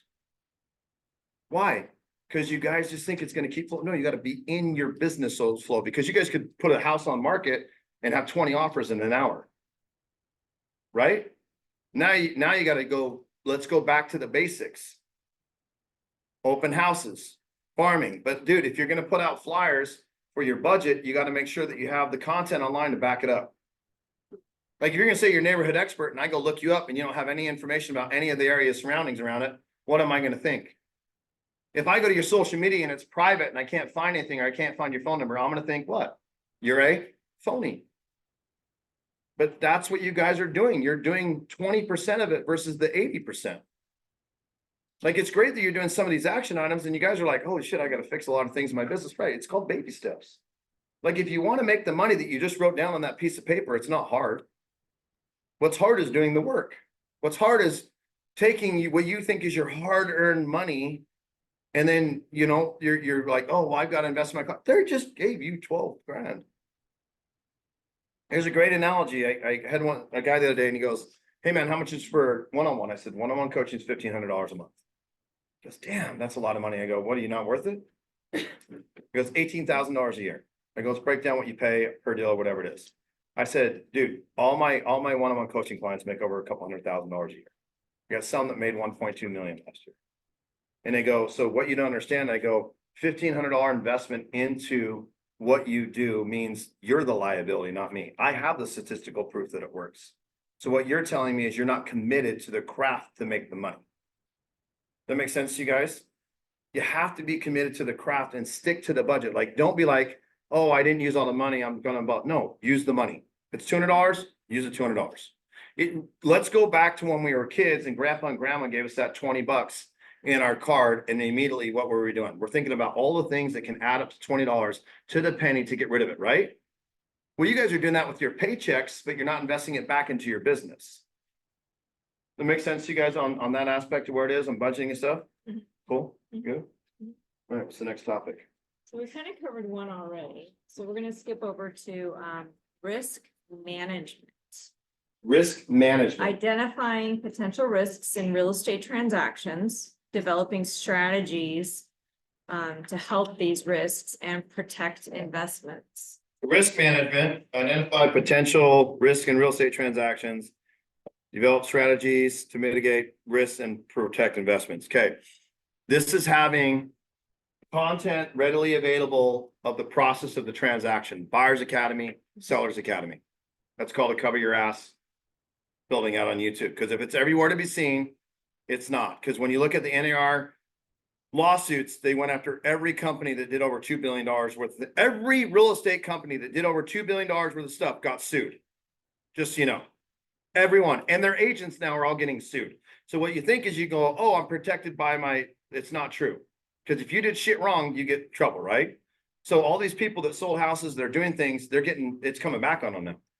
All these agents that kind of bait and switch people. There's a big brokerage that in their training literally talks about how they won't list your home unless you get paying 3% or whatever it is. Guess what? They're getting sued for about $1 billion. Okay, so there's a lot to it where I tell you that they were giving direct access. No, it was the scripts that you were trained on and whatever it is, because this is why the commission structure trained, because the consumers, I mean, you guys think that lawsuit they settled in NAR was 415. Well, they settled another one that was 785. There's $1 trillion worth of lawsuits out there against real estate agents right now. And the reason is because the number one consumer complaint, I've said this for over a decade, is they never know what's going to happen next because you don't have readily available information. You rely on title companies and loan officers to just give you shit that you just hand it to them, and you explain it, and we only retain 10% of the information. So if you want to have readily available information, you talk about the contract, you talk about addendums. Home inspection, get a home inspector to speak. Home warranty, get a home warranty person to speak. What different loans are, get a lender to speak. Okay, stay in your lane. But the problem is they don't understand that. And so 7:30, 8 o'clock at night after they're done working, because you think they work on your hours, banker hours, they don't. They have questions. So where do they go to find them? Why do you think Zillow became your competitor? The average consumer went to Zillow 77 times during every transaction to get information because Zillow had it and you didn't. That's how they knew they could beat you. They also know that 90% of everybody that bought and sold a home, that you put your email address into their campaign. They know that 90% of those people, of every agent that needed the 5-star Zillow versus Google reviews, smarty pants, that I told people. Now they know that 90% of those consumers are going to be able to sell you back your own leads. This makes sense? Dude, look, you guys are like, no, it's not true.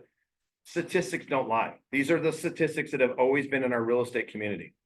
That's what they say. Oh, buy, automate it, send them shit in the mail, or like, oh, I'm gonna put you in this magazine, or I'm gonna email drip campaign you, right? No, that's why people don't read your stuff. Emails are oversaturated, right? So you really just need to slow down a little bit, and you need to have the basic how you market a home, how you get a home ready to market, what the contract looks like. Because if it's available and it's out on the World Wide Web and somebody comes to sue you, whatever it is, which they can, 2019 and forward, every transaction you had, they can come back on you if you don't have this. If it can, you know that, okay, this opened up Pandora's box people don't understand. And people can say, oh, John doesn't know what he's talking about. Okay, but I predict this shit too. And I predicted Zillow was going to be your competitor too. But listen to me. If you gave somebody $15,000 and now they just found out this last week that they didn't have to give you the 15 grand. And for the 15 grand, you should have had all this information provided to you to obtain the 15 grand, not just showing the home, not just writing a contract, but you should have had readily available information like Zillow was provided to you. They can come back and sue you. Because would you give somebody, let me just give this as an illustration to understand it, to have you guys understand, to really stress this point that I've stressed for over a decade. Would you give me $15,000 today cash, but you know that I can get you to the thing, but every time you come to me, you're like, dude, where's this information? Dude, like, you just explained this, but like, I don't understand this. I'm like, oh yeah, I'll get it to you. Or hold on, let me get back to you, whatever it is. Would you continue to give me 15 grand? No, but that's how you guys run your businesses. This is important right now that you guys can separate yourself from the pack with what I've taught you prior in this coaching or whatever it is, to actually be an elite agent versus, look, I love that you guys are doing well and whatever it is, but I read through your line of bullshit like it's going out of business, because I have mentors that are worth hundreds of millions of dollars, some almost $1 billion. I don't read in my line of crap. I tell them what my strengths, what my weaknesses are. We go in and we fix it. But when they tell me to do something and they give me a task list and I go back to them, guess what? The task list is done. The problem is you guys have known that all these things needed to be done and you kept sweeping them under the rug. Well, guess what? Came back to bite you in the ass last week. Because now these consumers are now aware that they were never supposed to pay you that amount. Does anybody know in the room how the 3% commission actually got started? Anybody? So this is what interesting to me. You guys will talk about all the market statistics that we talked about at the beginning, like house prices, whatever it is, but you've never focused on the history of real estate. So nobody knows in this room how the 3%, but you guys have been collecting 3%. You have no clue. The Century 21 started it. There's a guy, there was just no disclaimer on there, like real estate started, like, I don't know how to collect it. And the guy's like, how does 3% sign on each side? Great. 6%. Okay, good. Great. That sounds good. Okay, great. We're just going. So for all these years, the consumers always thought it's always what?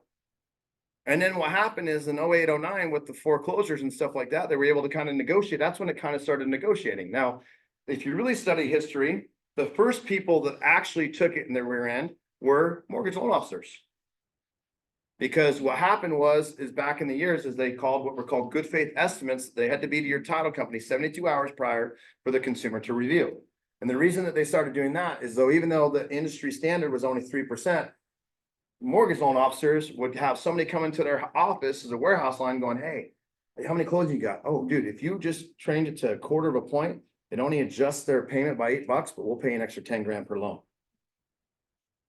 So that wasn't able to happen anymore. But that's why they got caught. They got caught with their hand in the cookie jar. You guys got caught with your hand in the cookie jar too. The difference is where my mentor say you adapt or you die. Does anybody know those stories?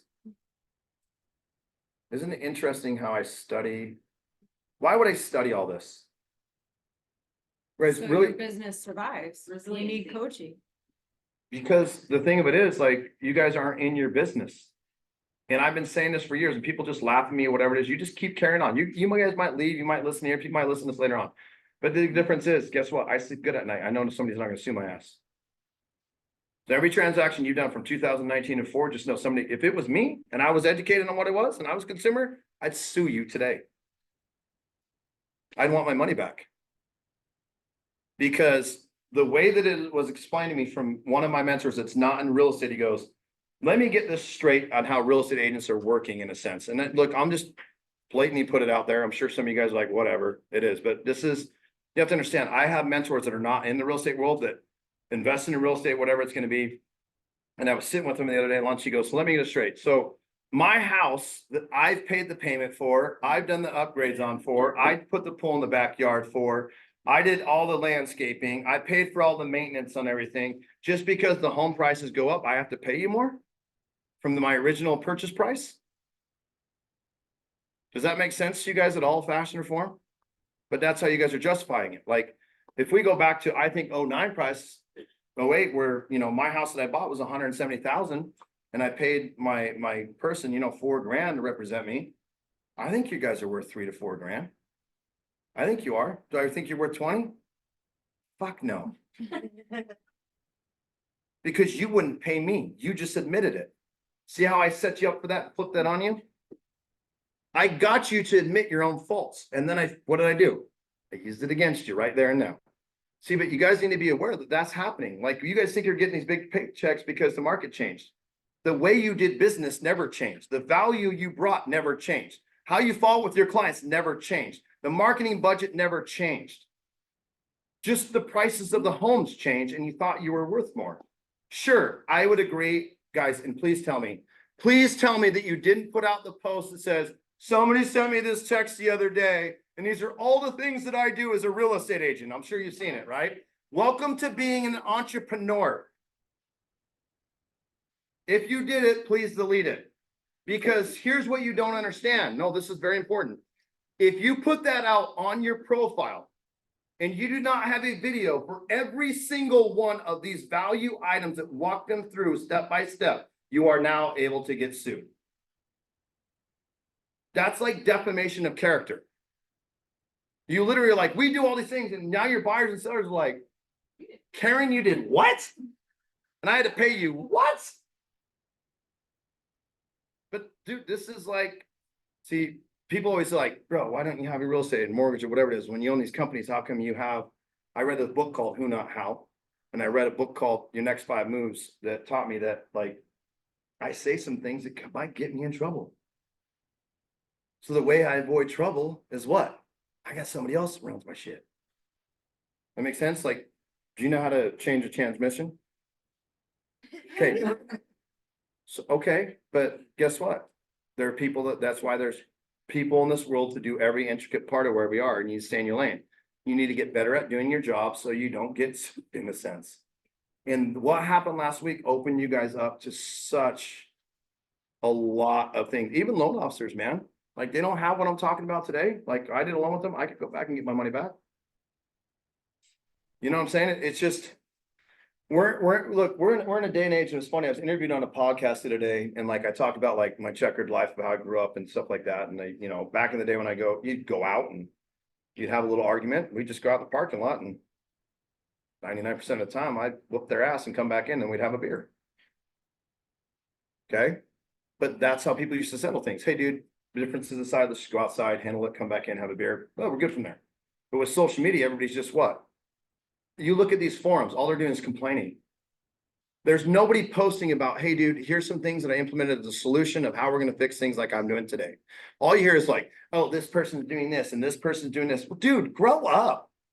When did we become so sensitive? Like, you want to know how life is like? If you follow me on social media, for my most proud, like one of my proudest moments that I've had recently is my 6-year-old. Like, I install this in my children. Okay. So you understand this, right? I buzzed my head the other day. My son got pissed because now we don't have the same haircut. So I learned that I didn't understand that he wanted the same haircut. He's been going to the same barber. We've always had it at the same house. And he like, Dad, I don't like your haircut. I'm like, why? So we don't have the same haircut. I'm like, oh, dude, I'm sorry. I didn't know that. He's like, I'm like, nah, I won't do that for you. He's like, good. And if you don't understand my kid, dude, my kids just say this, but think about this, okay? To be a cheerleader at my daughter's school, you have to be in 8th grade. Okay, so my daughter made the cheer team. They stopped doing dance. My daughter, she's always had straight A's. She's the cheer captain, whatever it's going to be. But my daughter, Savannah, that's 6, has FOMO, which is fear of missing out. But she's learned from me that we, as our last name, do not take no for an answer, and we will find a solution to the problem. So my daughter, that's Savannah, would go, and so the first game she went to, in her head, she's watching the cheers, comes home, starts practicing them, along with her other cheers that she does. Now, remind you, she's 6. So now her sister sees it. So now she's teaching. So now Macy's teaching her sister how to do the cheers. They're practicing how you stand your pose, how you do everything. So now my daughter that's 6 is in the stance. Now she knows the cheers. So now as the cheers come on, these parents are looking around and my daughter's in there that's 6 doing all the shit like this, right? So the cheer coach is like, your 6-year-old's better than like half the girls we got out here. What's going on here? You know, so Savannah is the youngest one in history to be a cheerleader at her school. So yesterday was the first game that she cheered at. I showed up. She's 6 years old. You can see her. If you see her, she's got her hand. There's video on it. There's pictures on my social media. But the reason is because if you want something bad enough, you'll find an answer to get it done. And that's what I've always taught my kids. I always tell people, if your kids are assholes, you let them be assholes, right? But that's how I distill it. They follow my lead. I didn't tell her, hey, Savannah, you got to wait, years to be a cheerleader. No, I wanted to be a cheerleader. And up until she was cheering for the game, her teacher was there. It was Macy's teacher that was there, and she sat and watched the game. But every 30 minutes, listen to me, every 30 minutes, she talked about, I'm going to cheer at the game. I'm going to cheer at the game. Okay, now this is the reason I'm telling you this story is because you help people with the biggest transaction of their life. And every 30 minutes up until they're going to sign that on the dotted line from the moment they wake up, arranging the movers, arranging the things, you make it about you and you don't create systems that get rid of the anxiety. That is why I'm telling you this story. My daughter that's 6 years old will literally, as confident as she is, crush anybody as a human being. By the time she's 21, she'll be a multimillionaire. The reason I know that, and here's another story. This is how I have always laid down the foundation. I don't call what you guys do as a job. I call everything that I do critical tasks. If you've done a 75 hard, he calls everything critical tasks. Okay, this is important. So understand where you guys are kind of separation season. My daughter was in 2nd grade. She wanted a phone. They're at that time where they want a phone, right? Every kid wants a phone. I don't know why. They have 4 friends they call, but it was better than them calling me all the time. So the problem is that she had to get straight A's, but she took all honors classes to get to where it was. So the last semester she got a B+, it was all A's. So she got all these awards. Daddy, I got all these awards. And I tell the story all the time. My daughter would hear, she'd tell you the same thing. So I tell my daughter all these things, right? And she's like, yeah, do I get my phone? I'm like, well, what was the agreement? So think about all the action items that I've told you today that you needed to implement in your business that you don't have done, but you still collected the full check. Ethically, do you feel good about it? I wouldn't. So today we can fix it moving forward is what I want to tell you. Together, we're going to do this. Together, you're going to get in a group, you're going to get in the training, you're getting on my Zooms, we're going to help it together. So when you get on Zooms, you're working on stuff and we build it as a community together. So you guys separate yourself from the pack. I didn't give her a phone. She explained to me what she could do better, where it was going to be, whatever it is. By that time, we kind of needed to get her phone because she was out with her friends. We needed to know the tracking where it is. Colette kind of made me get a little soft on that aspect. But in front of all her peers and her things, I said, you made a promise to me that you wouldn't do this and that you were going to get a 4 on it. My daughter's never had a less than an A ever since. And she has critical tasks every day that she has to complete. My daughter, I could get her on the phone right now. But she's at school, she probably answered. But she has critical tasks every day that has to be completed by 7:30 a.m. If she doesn't have them done by 7:30 a.m., she loses her phone and $20. She's 13. She's been doing that same critical task since she was 9. Okay, I've given you guys the skill set today of critical tasks you need to complete by certain times. Factor it out, you track it to teach you how to make $500,000 a year. You know how it makes it $500,000 a year? Because I have people that make $500,000 a year doing the shit that I just told you to do today. You decide if you want my 13-year-old to school you all day long or my 6-year-old to school you all day long. So when you don't track every day, I want you to think of Macy and Savannah. Now, the other thing I want to tell you guys is that you're going to run into situations to where you can't control, you're feeling overwhelmed, but guess what? You have an opportunity. Lots of people do not have that opportunity. So a little story about my 13-year-old and I, about how I was a full-time single dad. I want to tell you guys this, you really relate why I'm so hard and why I'm passionate about what I do. Her mother passed away because she was a drug addict and an alcoholic and a prostitute. She was never that way, but she decided to go down that road. So my daughter witnessed a lot of things that she shouldn't. She lost her half brother and sister. They went and moved somebody else. She watched her mom almost drown in the pool, get arrested in cop cars, doing things to people for $40 that she was witnessing as a kid, coming to school with clothes sizes too big, not having lunch packed or whatever it is. The difference is she didn't have a choice until I fought for her end of day. And then I got full custody and we had a choice. We lived a better life. Me taking her out of that situation, she obviously doesn't have the night terrors. When she first came back to me, we had her all the time for 18 months in a row, screaming and crying that something she couldn't control. I want you to understand that I'm hard on you today and you can take it any fucking way you want. You can say I'm a hard ass, you can say whatever it is. My daughter didn't have a choice at that moment. You have a choice today to change your life, change your business, and change other people's lives. So when you have an excuse and you write down your bullshit and you give me your violin and you come to me, it ain't gonna work with me. That's not even what I've been through in my life. My stepdad I talked so fondly of that taught me how to do that used to beat me when I was a kid. My biological mother watched it. My biological father has nothing to do with me unless I'm paying for stuff. So I don't want to hear your excuses. You have every opportunity, but I want you to remember when you're complaining about that you have to shoot video or you have to do things or you have to invest in yourself. My daughter that's 13 had no choice with the shit she went through. And she is a predominantly straight A student, nicest kid in the world, cheer captain or whatever it's going to be, but she doesn't use the excuses of how her life was brought up and says she's proud of it to tell her story. And she'll be on stage one day and she's going to talk about it on stage. The difference you guys understand, you're on stage every day to an audience that will engage with you, use you for your services. It depends on the story you tell them. Be authentic, be yourself, and you'll make as much money as you want. I always like to leave with that with new people that have never met me with whatever it's going to be. So you understand why I'm kind of a hard ass and could give two shits less about your stories of why you ain't making money because it's your problem. You can't wake up.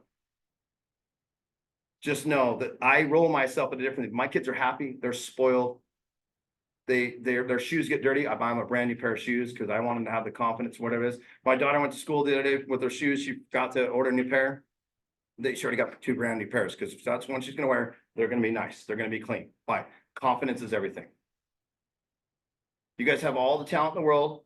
I have everything in there to build it out for you. You need to really thank her that she invested into you guys because she spends a shit ton of money on me every month to come out here. So I think she needs a little round of applause right now if you guys can give it to her.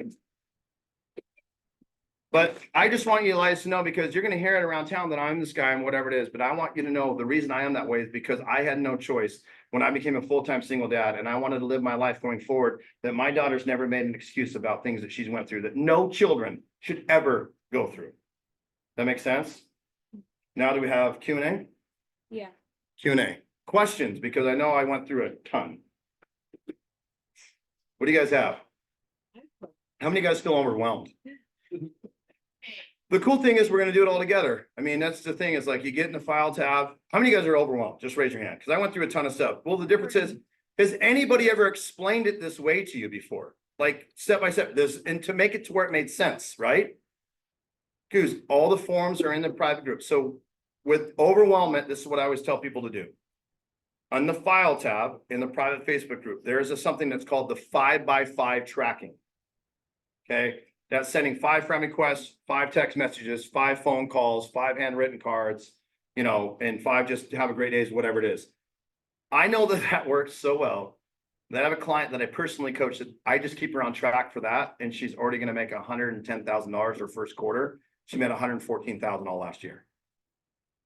Okay. So I know what I teach you to do because obviously we talked about relationships, what it's going to do. She just does that. She knows her numbers. She knows where it is. But guys, when you feel, now the reason I talk about this form so much is that when you guys feel overwhelmed or you get like, hey, I want a vacation, I got to reset, whatever it is to get to, how many of you guys feel that? Like sometimes you're like, I just don't know where to begin in the day. Just go back to the 5x5 tracker. And once you do that, and once you track when you wake up and you go to bed and you're doing certain things, guys, you can make, I mean, realistically, just off that form alone, by tracking it and doing the things you do, should do one transaction a month. What is the five? It's called 5x5. It's in the group. You'll see, it'll say 5x5 social media tracker, 5x5 daily tracker, whatever it is under there. And it's got all written out, and there's an Excel spreadsheet you can download. Like, you can't screw it up. Like, all my forms are client checklists, like, it's literally all there. I just like, yeah, yes, ma'am. Oh, sorry, no. No, go ahead. No, you're the only one raise your hand. Yes, ma'am, Okay, go ahead. So here's a question I have. I'm a friendly person, people like me. Here's one thing I don't know. Okay, Well, I mean, there's a lot of things I do, but. I don't know a lot of but- things and either. I don't know if this is an easier or long answer. So when you're engaging with people as a realtor, right? Okay, yeah. And my time is valuable, Okay. right, as is theirs. How much is your time worth? And how many people like you? A lot of people like me. I haven't established what my time's worth yet, but. Okay, let's say a so lot. let's go at this, because this is coaching, right? Let me just, so I'm gonna stop you and pause you. I'm not trying to interrupt you, No, no. okay? How long you been in the industry? Uh, Okay, how many deals have you closed in over a year? Okay, then not a lot of people like you. Hold on, no, hold on, but let's focus this. But hang on one second. Let's just focus on one thing. Okay. It's a yes or no, it's where it's gonna be. They may like you, but the way you're putting out your content made them not engage with you Sure, correctly on sure, where it is. So the right. last year, because you know what I'm saying? Yes. So that's, I can already tell, that's probably one, because for somebody to say, hey, a lot of people like me, PTSD. I don't share those. with a That's lot of people, okay. But I'm saying I spent all your day over it and just. yeah, no, and that's fine. So let's focus on, maybe we need to deliver our content a little bit better. And, right, but you know what I'm saying, right? Like, people are just talking to me about their lives, about stuff. How do you as a realtor, and I don't mean to be rude, but how do you cut them off? Okay, while so being friendly and great, that's a great, ghosting? oh, so listen to me, I went through the same thing when I opened my company. So the thing was, how do you cut people off to determine if you want them a part of it, right? So want me to teach you how to make $374,000 more a year in 29 hours a month? Notice how I know my numbers. Do you want me to teach you this? So before, I had done one-on-ones. So like, there's a great book called The Subtle Art of Not Giving a Fuck. I know it's shocking that that's one of my books that I would do. I get that, right? But the reason is but also for public speaking, the reason I use the F word that was taught by me is I've never used it before, but my friends that do big events, who my friends are, it brings the audience to pay attention to what you're trying to do. Yeah, Tony Robbins, Gary Vaynerchuk says every third word. But so I'm in Vegas with one of my mentors, John Gafford, and he's like, dude, what's wrong? And I just read this book.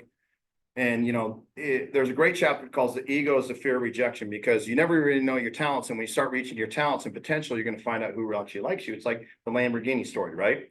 So what he was is he said, well, he goes, here's what fascinating. He goes, just do this for the next like 30, 45 days. Within 2 weeks, I already have the answer, because my brain functions like really, like, don't ever think that like what I do, my brain just, it's really weird, like how I function in a sense, right? But so I'm taking these phone calls. So I'm taking 25 to 30 phone calls a month. So he said, start tracking your phone calls, how long the phone calls are, who's calling you, and what the phone call's about. And I did this before when I was he goes, just take what you did, John, to where when a client had a question, you created a training platform for it, to eliminate the time. But now what's happening is you got freed up time. And mainly at the time, I wasn't doing one-on-one coaching, right? And I wasn't doing consultations. So this was just me progressively learning. So just think to where I am today. I'm where you were a few years ago. Even though I was doing very well, I still have mentors constantly all the time that help me, right? And so he goes, all right, track your calls. So we were tracking the calls, and throughout the week, it's, let's say 20 hours a week is basically what I was on the phone, because people were like calling me to get their clients. Like, oh, I'm feeling like I'm back in the days. If I don't answer my phone, they're going to fire me type shit, right? So they're calling me about their problems. They're just trying to get the quick answer, so they're not getting in the training, blah, blah, blah, blah. Well, and I go to John, I'm like, dude, this is it. Then all their problems start sabotaging my happiness.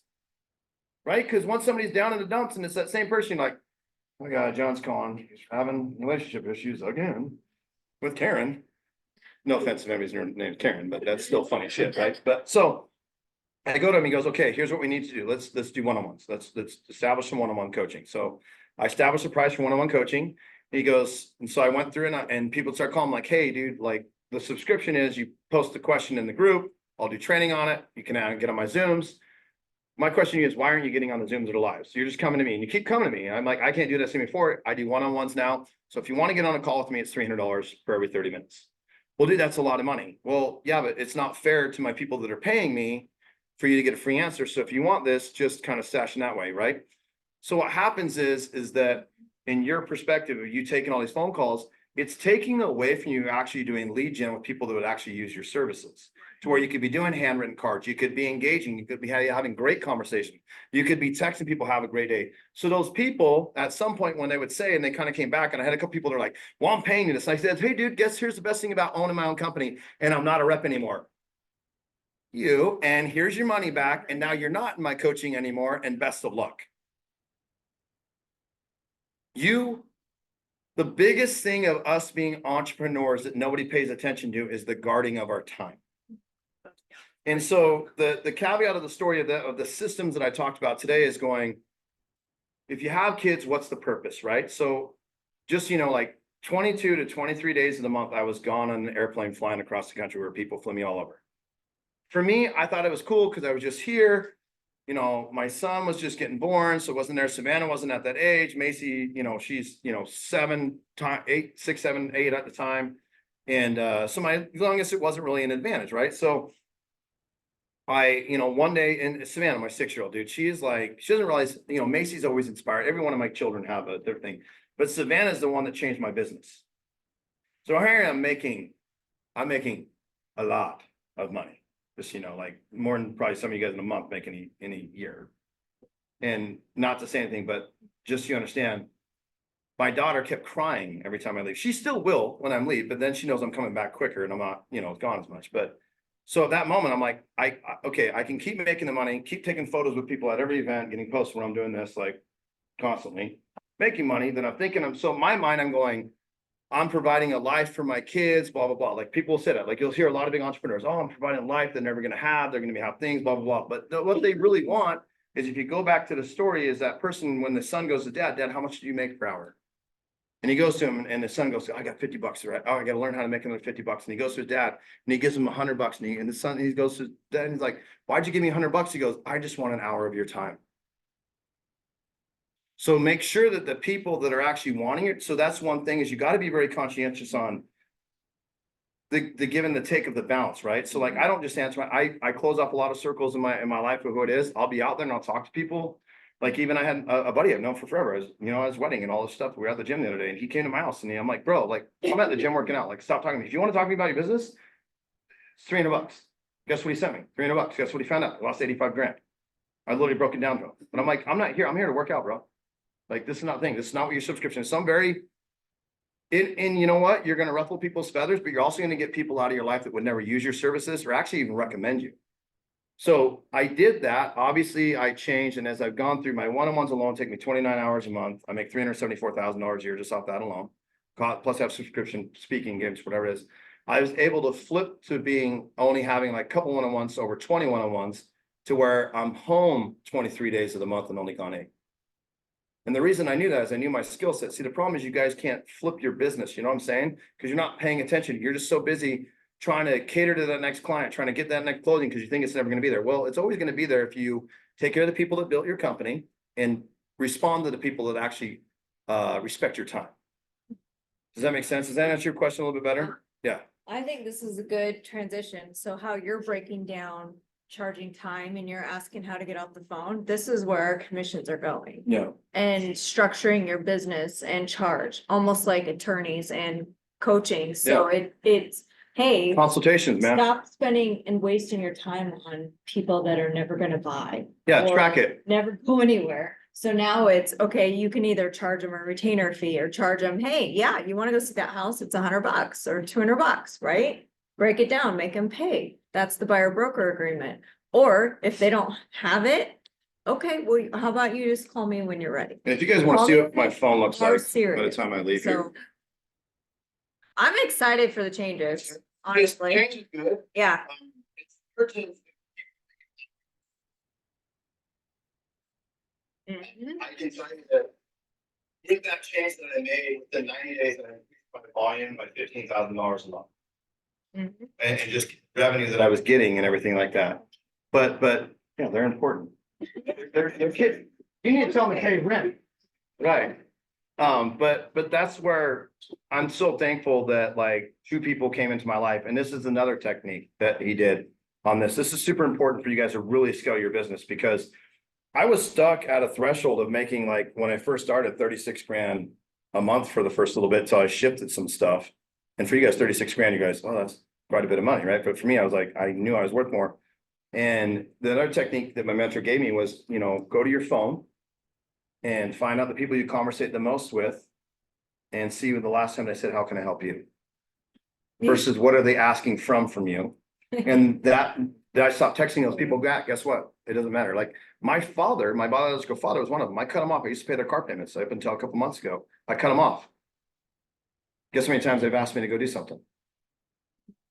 So and that was a mentor telling me, is it's like, I can't see it. And he's like, look, your dad never raised you, your stepdad raised you. So he's never understood how to be a parent. Your stepmom's never had a kid. They're still living like they're 30 because they have no responsibilities, but they want you to pay their payments because of their irresponsibilities they did when they're younger, because you make a lot of money. So, but just so you understand, like when I switched from the 23 gone and 8 to home 23 and 8, I lost $25,000 a month of revenue.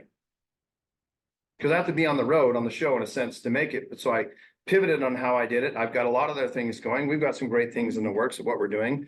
And where she became, it's a who, not how into my life, that was one of the goals that I had to do, is start doing broker package trainings and stuff like that. And just so came along, and I got a couple other people that are wanting to do it, but I don't want to take care of it. Also, it's something she can, it's like, you don't always have to be in your business to make the full paycheck. You can figure out. So the book, Who Not How, is a great book for you guys all to read, along with the other one. And the other one I talked about is by Patrick Bet-David, and it's called Your Next 5 Moves, which I know Patrick, I've been on stage with him in different things, but it's just find your skill set. So even here's a great analogy that my buddy Josh taught me. Have you guys ever seen online about marketing or whatever, but you ever seen like Floyd Mayweather, Kim Kardashian, Gronk, and they have this blue thing in their mouth that whitens their teeth? Okay, one of my good buddies owns that. It's here locally. He was growing up here locally. And he just was coming out of the dentist and how it all created. He already knew websites and all this stuff and ads. And that's how he created Snow Teeth Whitening. That's what he owns. One of my really good buddies.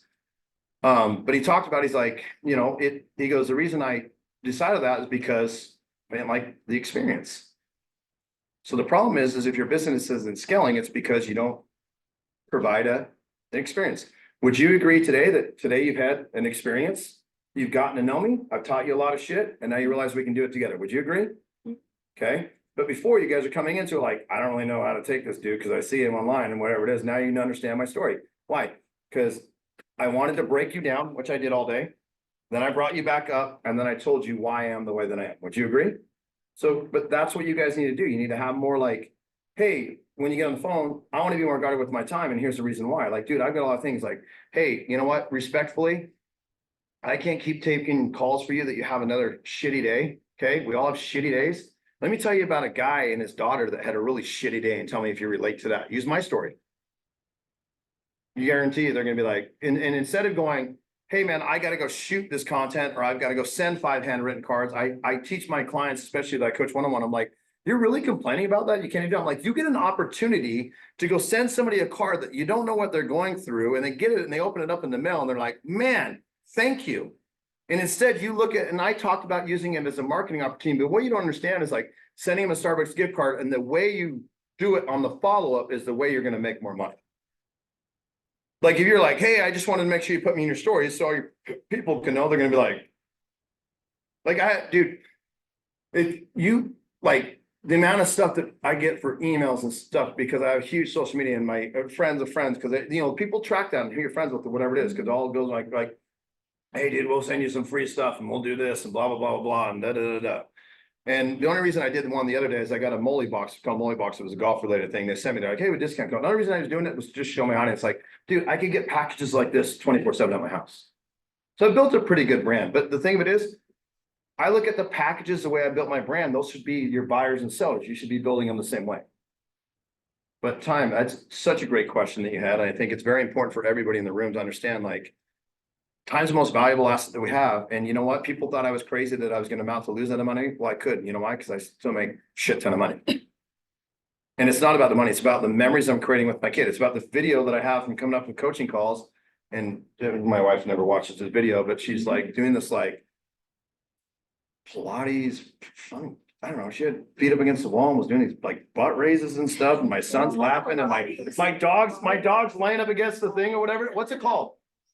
Wall Pilates, thank you. So you women know this thing, and she's like, it's 15 minutes, and she's thinking I'm still on my calls, because they're not coming up, and I'm like, in the hell is going on in our house? My son's over here loud, I got a video of it, I'm like, what are you, Toby's like, what mom doing? I'm like, I don't know, bro, like, women are weird.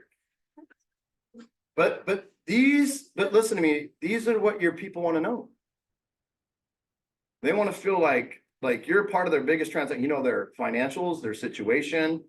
Like sometimes, more divorces happen during a real estate transaction than anything else. Because finances, well, listen to me, look at the 2 years that everybody, whatever it was, more divorces happened because they realized they didn't have the money to survive. Yeah. But that's the thing is people don't understand is like, for me, I just played cornhole and grilled all day long and did Zooms in my basketball shorts, and I could still do a lot of them. It's crazy. Most people haven't adapted. I get more people on a Zoom than in person than anywhere else. I'm like, I'd rather, dude, I can literally just sit home, do an hour work and kind of do my own thing. All my one-on-one coaching calls are all via Zoom, and they pay me. I mean, the new ones, it's $500 a call, instead of 300, but I mean, it's just, as your skill set goes, you can raise your prices. In real estate, the home prices go up, and now you kind of got caught with your hand in the cookie jar because you don't really have the value that I talked about to where you can be at a legal liability. I mean, that post though, those agents have no clue, man. If their consumers get smart, and one of them gets smart, they're going to get a lawsuit. Because if you say you do all these things and you didn't do all those things, you know what I'm saying? It's like, it's kind of scary. So, What's funny about that post is I think they did it for other agents, not clients, right? Because they probably had other agents following them, because if you were smart, you wouldn't be posting that. they're not smart. They're Okay. right, but that's what I'm saying, they didn't think I about. like, Don't no post. offense, but real estate agents that across the country are some of the laziest. I need all this, look at me type shit that I've ever seen. And you know what? I can agree that I've been there in my life to whatever it's gonna be, and I've been that person. I can say that I locked myself years ago when I was traveling all the time with the fame and shit like that, and being on stages with the Ed Miletts and the Brad Lees and all them in the world. I've been on those stages, the Sean Wayans, I've been on them. It's like me being here, I like this better. But the difference is like, I had somebody that helped me. And I'm helping you guys today to recognize like, your ego is so driven, you're so scared, that's why your business will not scale. If you're open to change and you're open to opportunities, you'll make more money than you ever have. I mean, you guys are scared to leave a job. My son was 3 months from being born, and I left a $25,000 a month salary job and was like, I'm out. Why? Wasn't happy.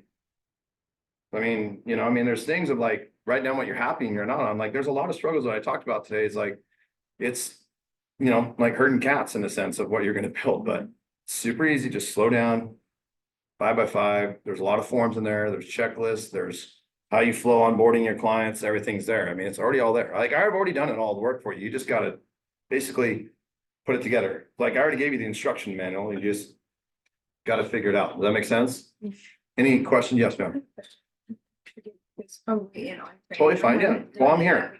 I'm here. I'm here. Yeah, I'm here. You were saying that content that you create should be just activities. Yes. But if you're not doing state activities right now, how do you Activities show are yourself personal. as an expert that would provide value for them so they can choose? Well, they got to get to Instead know of you just like, first. so she seems like Well, they got to get to know you first, then go sit open houses. Go sit open houses. Show them that you're marketing open houses, put it in your stories. I mean, that's the best way to do it. Show them that you're here at a class. Hey guys, I'm at this great class. Like, take a picture of me, man. Like I'm learning, like I'm so excited to help my buyers and sellers with techniques that I'm learning today. Pull up your laptop every once in a while, take a picture and be like, man, I'm so excited to set up this home search for my buyers. Like first time home buyers, what an experience it's going to be for them. But see, I'm reminding them, but the verbiage is going, not, oh my gosh, such a busy day, 3 buyers, 2 sellers, look at me, bitches, in a sense, right? But see the difference, the concept comes across the same, but the difference is you're going, I'm so thankful that I get the opportunity to help these, whether you have the clients or not. You ever heard the fake it or make it? Yes. It's like having a fake Rolex, girl, just let it rip. The difference is mine's real. Does that make sense? So you worry about the content, but I mean, that's just kind of like, nobody cares about what's happening during the weekend and stuff like that, right? Nobody cares about this stuff. They just want to know how you're going to help them. But if you're You know, setting up search, if you're doing some training, like if you're in my training, I literally have a video that says, put me in here and it says, learning better techniques to help my clients. And people, I know when they're watching it, because they'll tag me in a story that they've watched it. It's part of my training. Like, dude, there's certain things in my training that you guys don't pick up. I'll know if you're watching it and know if you're not watching it. Because every video has an action item that you're supposed to complete. And if you just go to the video to the next video, that means you're not doing it. Every video, just so you know, has an action item you have to complete. That's why if you're in the training platform, there's test questions too. So I mean, there's a lot. Yes, ma'am. So, I mean. Yeah, client appreciation is the So- best CRM. What- Where do you work? Yeah. Okay, but do you know people around here? You don't know very many people? You're not from here? No. Okay, so if you're worried about that, then go join groups. Go join a bunco group, go get into bowling league, go get into whatever. I mean, this is where you guys need to be a part of your community. Like, if you don't know, like, look, the harsh reality of real estate is if you don't do the things like go be out there into the world, it doesn't mean you go sit and pony up to a bar every day at 1 o'clock to see all the senior citizens. But dude, you can. I mean, yeah, you're a real estate agent. You're a real estate agent, but I mean, at the end of the day, it's like, if you're not out there like into these groups or whatever it is, like find a group that you're in. Like if your thing is knitting, then go be in a knitting group. If your thing is whatever, but that's the only way you're gonna go meet people. Like you can only meet, like for me, like I play a lot of golf. I ride Harleys, you know, I'm in a razor group. I do all these things. People know me, but it's like, you know, here's a great example. Like you could be the person that when I went out for our golf thing, there was all these guys that show up and then their wives, and they're just sitting in this corner. I'm like, why do you guys even show up if you're just gonna like sit here?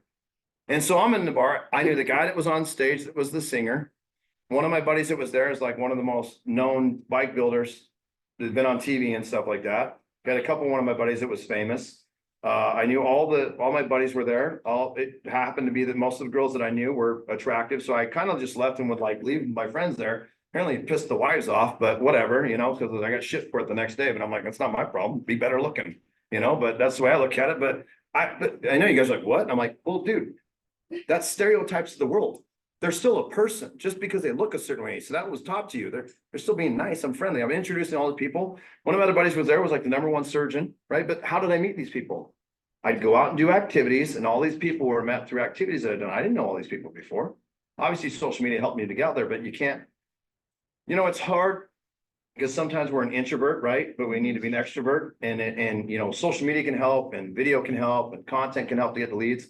But really, reality, you just got to kind of get out of the house and get outside your comfort zone and go do something fun, like go be in a hiking trail, go, you know, go join a gym fitness in the morning or whatever it's gonna be. I don't know, like, but those are just my things that I would do. Like, you have to understand, like, when I came down here 13 years ago, I knew one person. He sold cars to the celebrities. Well, celebrities could care less about like if I'm a title rep or not. But what I did, so here's what I did to get people to know me and how I use social media, is that I came obviously from the title industry from Utah to come down here. Nobody would hire me down here in title. So, but the home warranty company from Utah would do that. So what I did is I went around to all the title companies. I wrote down all their addresses, all their stuff. And I knew one thing that women love in common. They love chocolate. So I would go to every title company and I would drop off a giant full-size candy bar with my brochure. But the problem is I did it every month. So all these people that didn't know me, and there was, let's say, a warranty and they had a certain amount of money, they would use me. And obviously the company changed and adapted because they didn't have all the things. They weren't used to Arizona and did it. But that's how I built my database. The other thing I did is I would go to a real estate office where actually people would go back in the day, you know, 13 years ago, 10, and I would take all the cards off. And so I would take a target list and I'd have on my Excel spreadsheet. And before I go to an office meeting or whatever, I'd make sure that I was liking all their posts, even though they never read me. Another thing that I did, like, I just didn't take no for an answer. Like there was Keller Williams around here, whatever. They had their preferred vendor. You want a preferred vendor? But I'm like, hey dude, can I use your bathroom? So I go to use their bathroom, but I just walk around the office. And when I was walking around the office, I wasn't really talking because I didn't want to get in trouble, but I was counting how many people were in the office. So then the next time I came back, I brought back with a certain amount of pizzas that would feed the office. And I said, dude, I was doing a presentation. I didn't have enough things. I'm like, is there, like, do you guys want some free pizzas and stuff like that? Well, what's the greatest way to get through somebody, the front gate, through the food, through their stomach, right? So through chocolate and through food, that's what I did as a technique. Well, then all of a sudden they're like, well, who are you? And blah, blah, blah. And then I was like, and then I'd say my name. They're like, oh yeah, you always like my stuff on social media. So what happens is you use the activities that you're doing and you create your people that you're around, bowling leagues, whatever it is, get them on your target list to make sure that they're liking it. So when you come around again, they're going, hey, John, I saw you were doing this, or you were doing that, or you were doing this, or blah, blah, blah, blah. And that's how you start creating that cross connection. I mean, that's what I did. I didn't know anybody here. And it's funny because they had 2 sales reps that had been here, and over 6 months, they had sold 10 policies. My first month, I sold 58.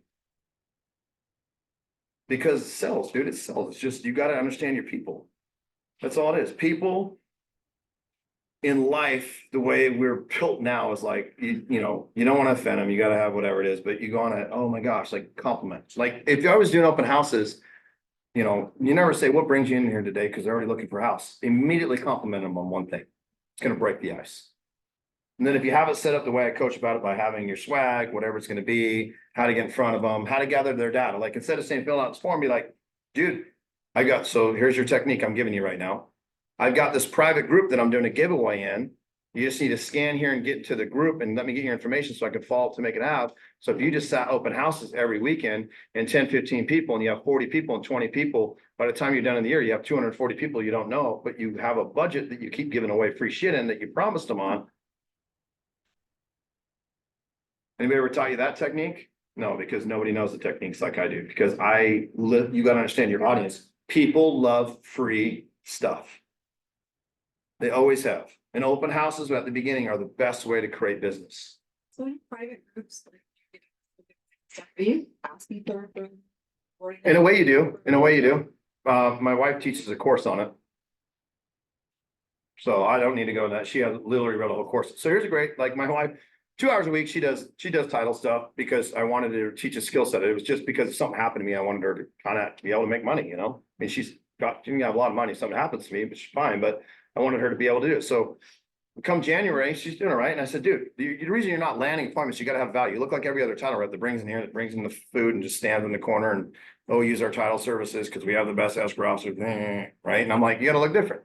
So in January, I said, dude, teach your own classes. She's scared. All right, well, find out the 2 that you think that are the best for you, that people like the most. So she wrote a whole course on private groups and a whole course on farming. I just basically told her in January, I said, your representation of me, if you continue to do business this way, it's not gonna work. Well, I have a big brand that pays our bills, right? She don't pay any of our bills, I'm paying our bills. And so she did it, and guess what? She lands more clients easier that way because any of these other title reps, and how many title reps come and teach classes like what I did today? You know, I was a title rep here locally, and the reason I crushed them because I taught classes, open houses, just sold, farming, Facebook, Instagram, video, YouTube, I had books, I did boot camps, I had people that came to me because no one was doing it. So if you do things that not people are doing, right? A lot of agents don't like to sit open house, but when they sit it, they're just like, all right, I'm here in open house, sign in. Hopefully, like I can follow you with some stupid shit. But if you're going, hey, I got some stupid shit I'm giving away. Would you like some more stupid shit? Keep going in this group, right? But then you got to follow up going, hey, dude, I'm not going to follow up to be like you're buying and selling. Obviously, you know what I do. But then if you get your videos going, here's a scan here to get my buyer academy on how to buy a home. Here, get on my seller academy. Oh, you're renting? Scan here to rent to learn how to buy. So you're saying, how do I convert leads? You have to put in the work. Like you can go do an open house, but if you don't have the YouTube, the social media, and whatever it is, and your content sucks, and guess what? Your open houses aren't going to work. That makes sense. You guys see, it all flows together. Like you can't say, oh, come to my open house, do this stuff and have it, whatever it is. You got to have the academies. You got to have the stuff. You got to have the budget. You got to have the private group. And that's how you get people in there. They have to be able to trust you because you can't just go, hey, I'm in a bowling league. Everybody use me as a real estate agent. That's not how it works. But does that make sense? Like it all, everything I went through today just kind of flows together. Like it just, as long as you have it done, like here's the thing is if you get, especially the courses done on YouTube, build a private group, whatever, your arsenal is going to be so good. Because now you're actually giving something value because they might go to 3 other open houses. But the way yours stands out differently is obviously I do. I talk about banners and everything and flags, and make it look out and really make it nice. I mean, it's not about like, you know, it's not about the cookies and the water that you give them. I mean, I would brand the stuff, but if you look at it from a title rep's perspective of back in the day when I did, that's all they did. They were like, let me drop us some cookies and some water Yeah. and print some flyers. Like, that's the value. No, let me teach you how to actually do an open house so you convert it, because if you convert more deals, guess what? I'll do more volume. So when I had that company, here's the way it was. I set the least amount of appointments because 5 to 7 agents would call me every week just to work with me to get an appointment. I never set an appointment with them until they sent me 3 escrows that closed. Then I would have a meeting with them. Until then, they met with my assistant and I had it all built out there. So when I guarded my time, that's how I guarded my time. That's why I did the volume that I did. Then I created these boot camps, right? So the only way you could be in, here's a great story, okay? It's great anxiety. So I used to do these boot camps. There were 4 or 6 week boot camps. And the only way you could get into them is if you sent me your escrows. If you sent escrow somewhere else, you're not allowed in the room. If I found out that you sent people escrow somewhere else, I'd kick you out. There was no holds bars when I did this thing, and the way I built it, and the owner was like, okay, this is gonna be interesting.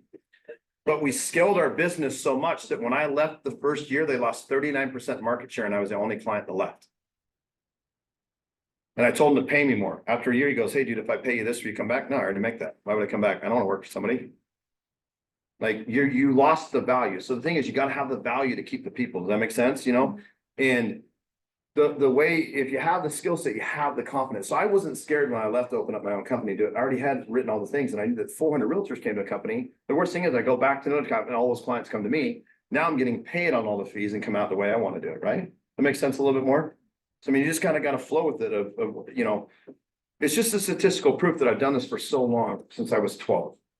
That I've seen pretty much every bullshit experience you could ever have, from where Facebook I mean, it was back when MySpace was, when I was in, you know, started in title, MySpace. And then you remove your friend from 1 to 3 and they're calling you going, why am I in 3rd place?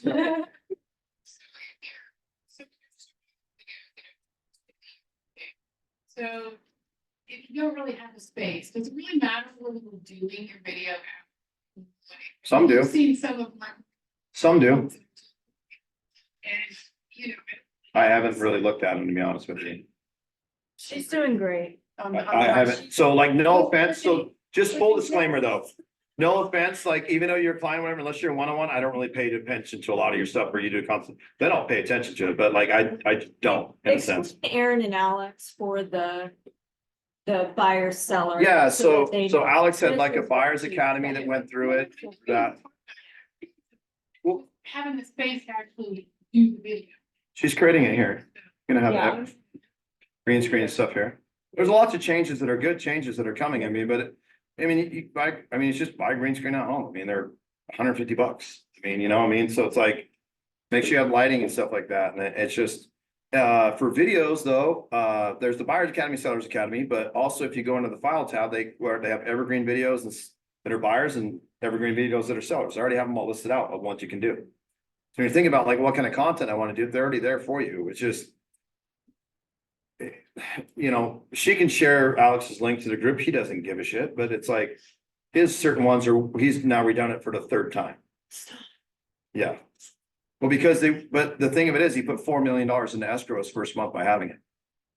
Because conversation pieces is going, oh, you're working with this agent? Do you have a BBA, buyer broker agreement? No. Okay. Can I send you something that was going to help you during the buy process? And he's like, yeah. He's like, oh, check this out. Gives it to the academy.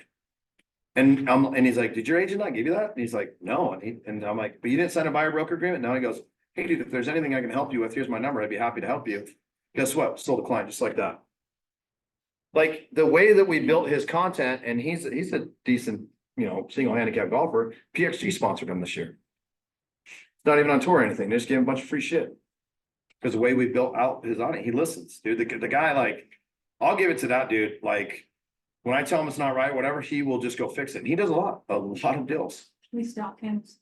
I do, I stalk him. What's I his mean, name? I'll share it. Yeah, she'll share it. He's But, great. He's always willing to share. I mean, the Nixons will get on, they'll talk a lot about it. I mean, they do 100+ deals a year, but they don't even have their private group yet. They're gonna build it, but you know, they're all the things that they kind of talked about, they built. But I mean, these are people that do 100 deals. I mean, that's why I knew how to write the 100 deal course. Because my client went to 100. When they first took them, they 30, and we got to them like, dude, this is gonna be scary, but you're not prepared for this. I'm gonna get you 100 deals. They thought it was crazy. And when we hit the 100, they were like, dude, this is insane. Like, I have loan officers that went from doing 3 deals a month to now we got 20 deals in escrow. I mean, it's just because the thing of it is like. What we can't see in our industry is that you're making money, but you're not getting time back. You know, and then when it was slow, then you're busy again and you don't realize that you still have the bad habits to where you still aren't getting time back. I skill people on getting their time back. They're all great questions. But until you actually start implementing it and doing it, I don't ever have anything to fix. Like if you're like, hey dude, I want to do video. Well, how about you just go do some video and I can tell you what you did. Like, here's a great example. One of my clients today, I coach her and she was like worried about the thumbnails. And I'm like, thumbnails look great. But then I looked at her videos. I'm like, dude, why didn't you send me a video? I'm like, your face is too close. You filmed it in the wrong, you filmed it in 4K, maybe HD 30. You don't have your captions. You didn't have a tripod, so it was shaky during the whole time. You forgot this stuff. And I'm like, you have to go redo them all. I go, what'd you learn? She goes, I need to send you the first video first before I do the next. I'm like, yeah, probably a good idea. But did she do it? Yes. So guess what? We can fix it moving forward. I just said, hey, look, let's let them run for a little bit like Alex did. So you can at least have them out there. Let's get to the next one. So now when we do the next ones, they'll be fine. And then in 30 days now we can come back and refilm them. But at least we've got them out there. So we're fine. I didn't even know what a thumbnail was. I was like, what is that? Well, you got to understand, like, just think about all the things. I have to be up on the No. technology of everything that works, of however it's been through every platform to build whatever lead it is. And I have clients that I've never even met that have been in my coaching since I've started, that have never quit. And it's funny because I'll have clients that'll be like, oh, I got it all figured out. I don't need it. And you know what? They don't do shit for business.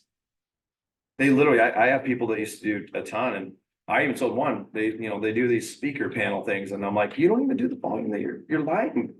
You do $70 million worth of business when you used to be a $25 million producer 3 years ago. You know why her business went downhill? Speaking. She stopped my coaching. She didn't want to listen to what I'm saying to do. Because what I tell people to do is hard at the beginning. And so they thought I was talking shit in a sense, and I wasn't. I just told people out in public, I'm an honest person. I just said you weren't coachable, which you aren't. But you're trying to coach agents on how to do their business. And I said, and she sent me your numbers, and of her whole team of 11, they did like 90 something deals. I said, congratulations, my team of 2 just lit you guys up like a scoreboard. I didn't have to buy a lead or call a lead, and what's your overhead? Like, here's the thing is like, I'm going to tell you the truth because I was told the truth when I first started. I would have not made that extra $374,000 a year unless I had a friend that actually sat me down and had the ugly truth of you're going to lose friends, but they weren't really your friends. You know what I'm saying? Like, and so I thank him all the time. And, he introduced me when I did his speaking engagement out there, and he's like, for the first time ever, he actually introduced me. He's like, here's a guy I mentored, here's where it is. But guys, if you listen to what he's doing, I've watched his clients have gone from this to, that client that I had that listened to everything I said, they used to make $171,000 a year. And last year, guess how much money they made? Anyone want to take a guess? 1.2 million. And what people don't understand is that I look at it as going, if they kept doing the same thing, which most realtors do, they don't pay attention to it. So they'll keep doing the 170 because that's good money. In my eyes, I go, I got you 9 years of your life back. So you guys don't think of it that way. See, I do. See, I can always go make my money in the way I live my life. I'm already planting things that are already out there. Like I have, things. You guys are like, oh, I'm fine making 200 grand a year. Well, dude, what if I make you 400 and you just got a year back of your life? That's the way my brain works. See, anybody ever fashion it that way to you and explain it to you that way? So the harder you push now, the more money you make, the sooner you can go enjoy life. The reason I work 42 hours, I've worked 42 hours a month for the last 3 years. I've basically been retired since I was 40. How many people can stand in front of you as a real estate, whatever, and say the same shit?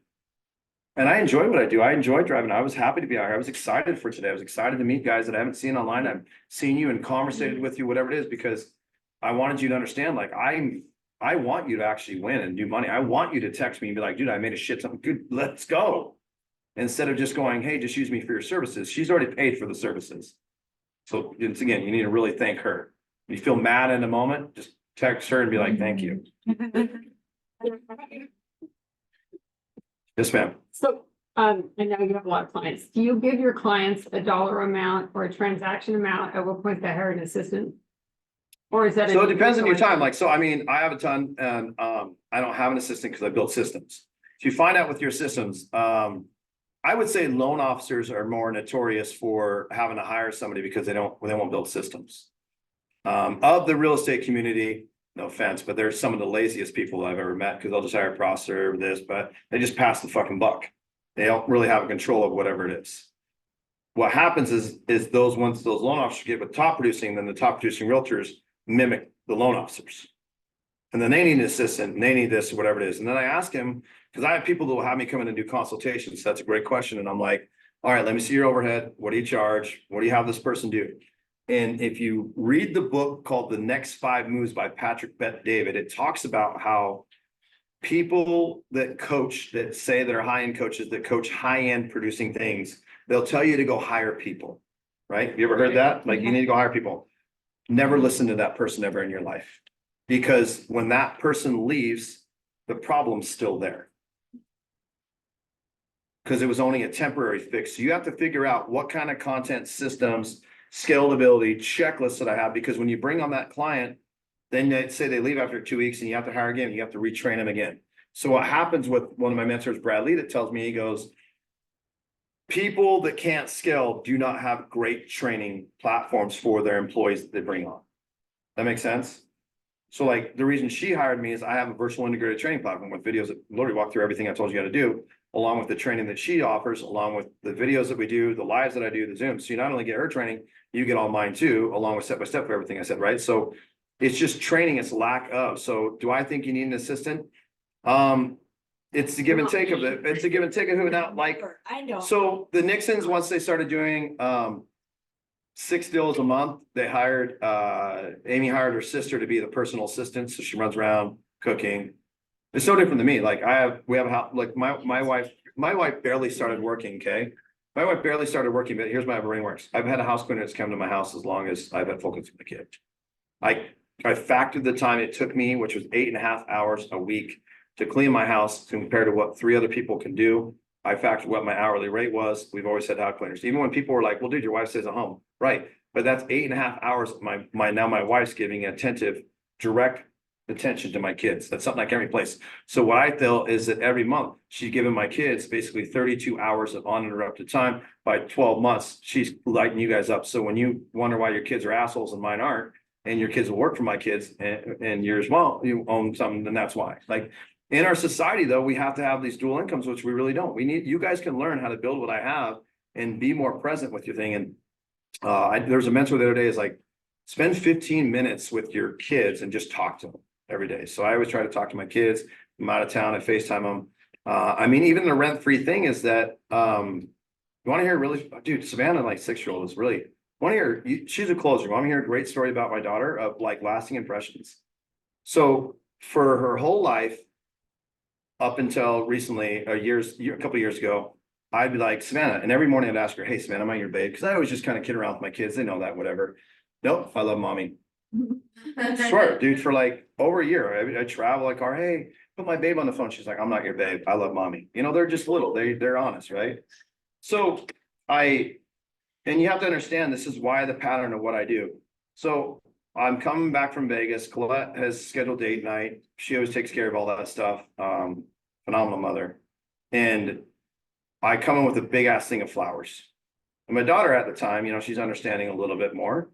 I walk in the door. I still remember I walk in the door. She looks and she goes, Savannah, I was like, Daddy, are those for me? And I'm like, well, I'm your babe. And she goes, yeah. And I'm like, fuck yeah, they are here.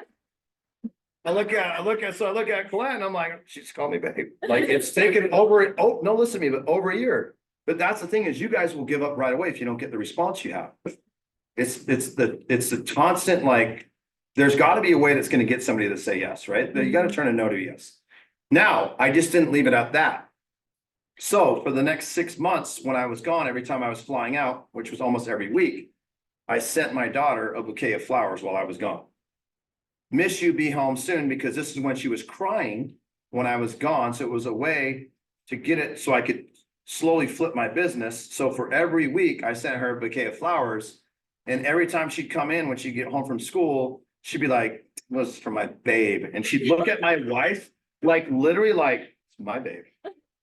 Like, and it was funny just to watch, but the stories and the history they have, like, with the sales techniques that I've done and whatever it is, it's really hits home in a lot of areas. And I think a lot of times, number one, the reason I think I became more successful and happy is that I put myself first before anything. And, you know, when you write down your personal goals, a lot of you guys would be like, I want to travel or family time, whatever. Those aren't, those are family goals. Personal goals are what you want to do and stick to them. So if you want to lose 20 pounds, nothing interfering in that. My wife, so when I established those 4 years ago, I came out and literally, because I just got off, I got my ass handed to me on a coaching call. So you guys think like I'm nice. I've gotten like ripped up one side down another a few times. And I'm making, you know, money, I'm doing shit, but I never did anything for myself. And that's why I talk about people on a panel, like they're not living life. They may have nice shit, but they're not really enjoying life, right? And so I just dedicated and I went out to my wife and I said, one of the first things I learned is that if you're failing and you have a partner, you're not explaining your goals enough. If you have good friends, you're not explaining your goals enough because they'll hold you accountable. Like if it's really important to you and you say it over and over and over and over, they'll do it. And it's funny because like I'll travel, do golf trips, you'll see me gone, I'm doing stuff. People are like, oh, your wife just doesn't care, whatever it is. I'm like, no, these are my non-negotiables. Like if she doesn't like what I do, you know, no offense, but you can leave. Because I got one life to live. I don't tell her she still might be a happy hour with their client right now. I give a shit less. Like the problem is we try to control things we shouldn't, but don't control things that we need to. Does that make sense to you guys? Like, you know, if you're in a relationship, they're like, well, how long are you going to be? Well, what does it matter? I'm a grown ass adult.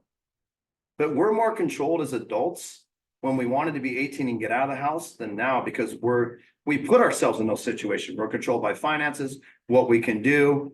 And you know, I've been married and divorced before. And it was taught to me, it's like, you didn't get divorced. You're still dating the same person. They just don't have all the qualities you didn't like. They have different ones, but they're still qualities you don't like. So you have to determine what you'll tolerate and what you won't tolerate, right? And so that's where you have to understand from your business perspective. Your business is based on you're not doing shit for yourself. So that's why nothing will make you happy. You'll always nitpick something or whatever it is. Used to be that person up until I was 40, just so you guys know. So it's only been 3 years where I'm like, I could literally give a. But that was because I found happiness in that to where I didn't realize how many bad relationships I've been in, both friendship wise, family wise, relationship wise, that it was like, they're just telling you what to do. I mean, in society of these people, so the reason I tell the story is go back to it again. These people that are entrusting you to help them with their buy and sell, look, they wish they could buy a $3 million house, but they can't. So you have to have the empathy for them to understand, look, these people are sitting in a room, they're saving a shit ton of money. And again, you made it all about you. And instead I make it all about you guys to come out here, happy to do it, whatever it's going to be. But I think that's a lost art that a lot of people, and I could say in my coaching, I didn't really talk about that a lot until I found out like what truly made me happy. I mean, I could get you guys to do a shit ton of business and I could be direct to the point because I ain't got time to sugarcoat it. But I think that's one of the most things that will make you very successful in what you do if you figure out that. And go home. You're like, these are non-negotiables. This is how I'm going to live my life. If you don't like it, sorry, bye. You know, because we feel like we can't live without this person, whatever. Like I've done it before. I was a full-time single dad. Like I told Clint, I'm like, I'm not trying to be rude. I'm not trying to be everything, but I'm like, but tell me what you want. And let's work from there. So we had a nanny for a long time. We have house cleaners. I have the money to supply that. You want to go get this? She's like, I just want to go and get my nails done and go to happy hour, whatever I want to do with my friends, but not have to take these kids with me that don't pay rent. I'm like, perfect, we'll get a nanny. But I mean, these are the things that we don't talk about, right? Of wherever it is. And like, it, you know, we had a bad relationship for years, like, you know, even not too long ago. And it's always, relationships are always give and take, you know, I mean, you know, people always want to be up in people's shit, right? But it's like, I'm an open book. Like you ask me a question, I'm gonna tell you an honest answer. You don't want to hear it, then don't ask me. But that's how we should really run life. And I feel we just pass so much judgment to deflect on what we won't do. And that comes back to the phone calls, right? You're taking the phone calls to deflect from your situation versus stop taking the phone calls and address the situation.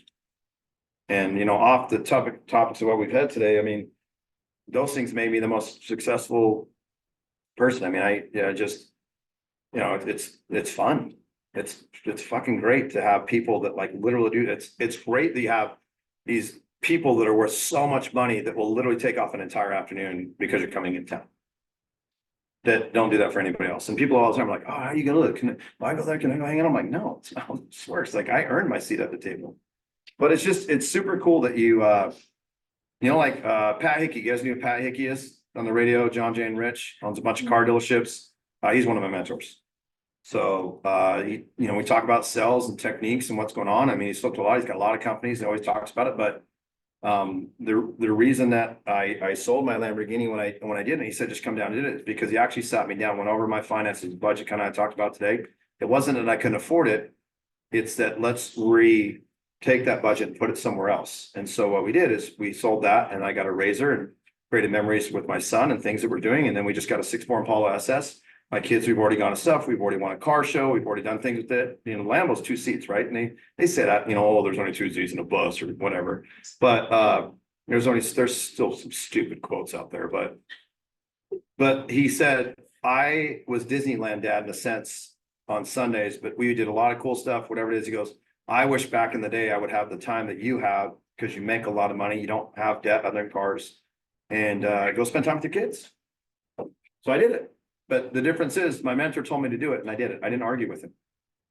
See, the difference is you guys will still second guess everything. Like I'm telling you, I got a thing, 100 deals a year if you do it. But yeah, no, thank you guys so much. Good to see you. But those are things is that I'm not trying to be your friend right now. I'm trying to be your mentor to help you. And then when you start making money, we'll be friends. Now, I mean, Pat, have a really, really good friendship. But I mean, here's a guy that's worth ridiculous amount of money, but will call me like we just the other day, I mean, he called me. He's like, hey, bro, what are you doing? I'm like, oh, he's like, you in town? I'm like, I see you doing stuff. I'm like, actually, I was about to go to the gym. He's like, well, dude, let's go grab lunch. Here's a guy that could go call anybody in the state or anybody in whatever, and they do whatever he wants. He's like, and these are, I've earned the seat at the tables to earn these guys' respect because I stay true to where I want to be.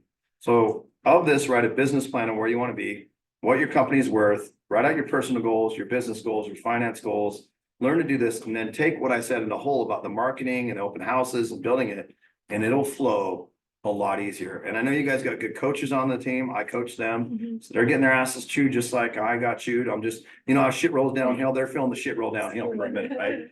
But they are, right? But I mean, how much more are you aware of stuff though? I mean, it's yeah, I know, yeah.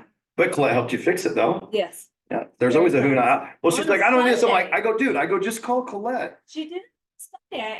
Well, she's- Why are you working on Sunday? But thank you. I was like, what the hell? She likes it. She's been really good for her because, you know, she's got good, I mean, if you live close Yeah. together, you guys would be like, I think it was. Why? You'll move to the East Valley. But that's what I'm saying is like, I think opportunities need to be created. I think you guys have all the skill set. Yeah. Hope you guys understand where I'm coming from. Yes, ma'am. No, man, I was gonna be a closing statement, but. You're never gonna go to it first, when you say it's like the 5 start there. Yeah, but I would build up my YouTube academy first, my buyer's academy, my sales academy. I don't even know if there's that much to sit next to you, but I would do. She is. Like, I'm always just an even playing field, but I would go film, about the loan process, credit score, how it affects, how that out there, build up your YouTube channel. And the reason I would do that first is that then when you're going to touch these people, it shows them you have a value to back it up. A lot of times I'll go do that. Now, if you need clients, go sit open houses, but now when you build this out, you go to open houses, you have the value to get there. Now, when you're doing the cards, you got the value showing what you're doing. Now, it's not like, oh, I'm just becoming a real estate, and I don't got shit going for me. You're going, hey, look, I've got this, I got this, you wanna walk through this, I got a private group, so now does that make sense? So I think you can, if you don't have anything going on, I think you can accomplish and build out the buyers and sellers academy within 2 weeks. And build a really good YouTube. And then change your algorithms, create your target list where I talked to in the training. Get her to do some videos with you about credit, how it affects, and you know, there's always different loan programs, but that's what I would start with first.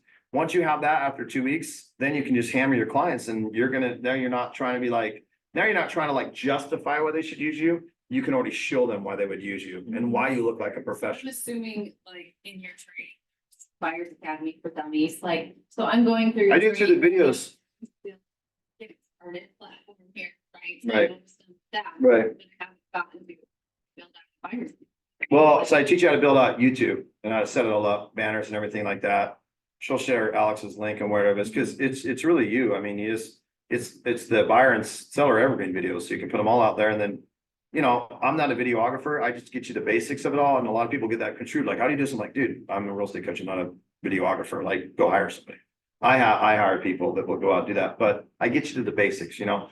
I get you to 80%, the 20%, you put your little spin on it, right? Like, I don't think you'd get up here and be like, F this and do this and blah, blah, blah, blah. You might, right?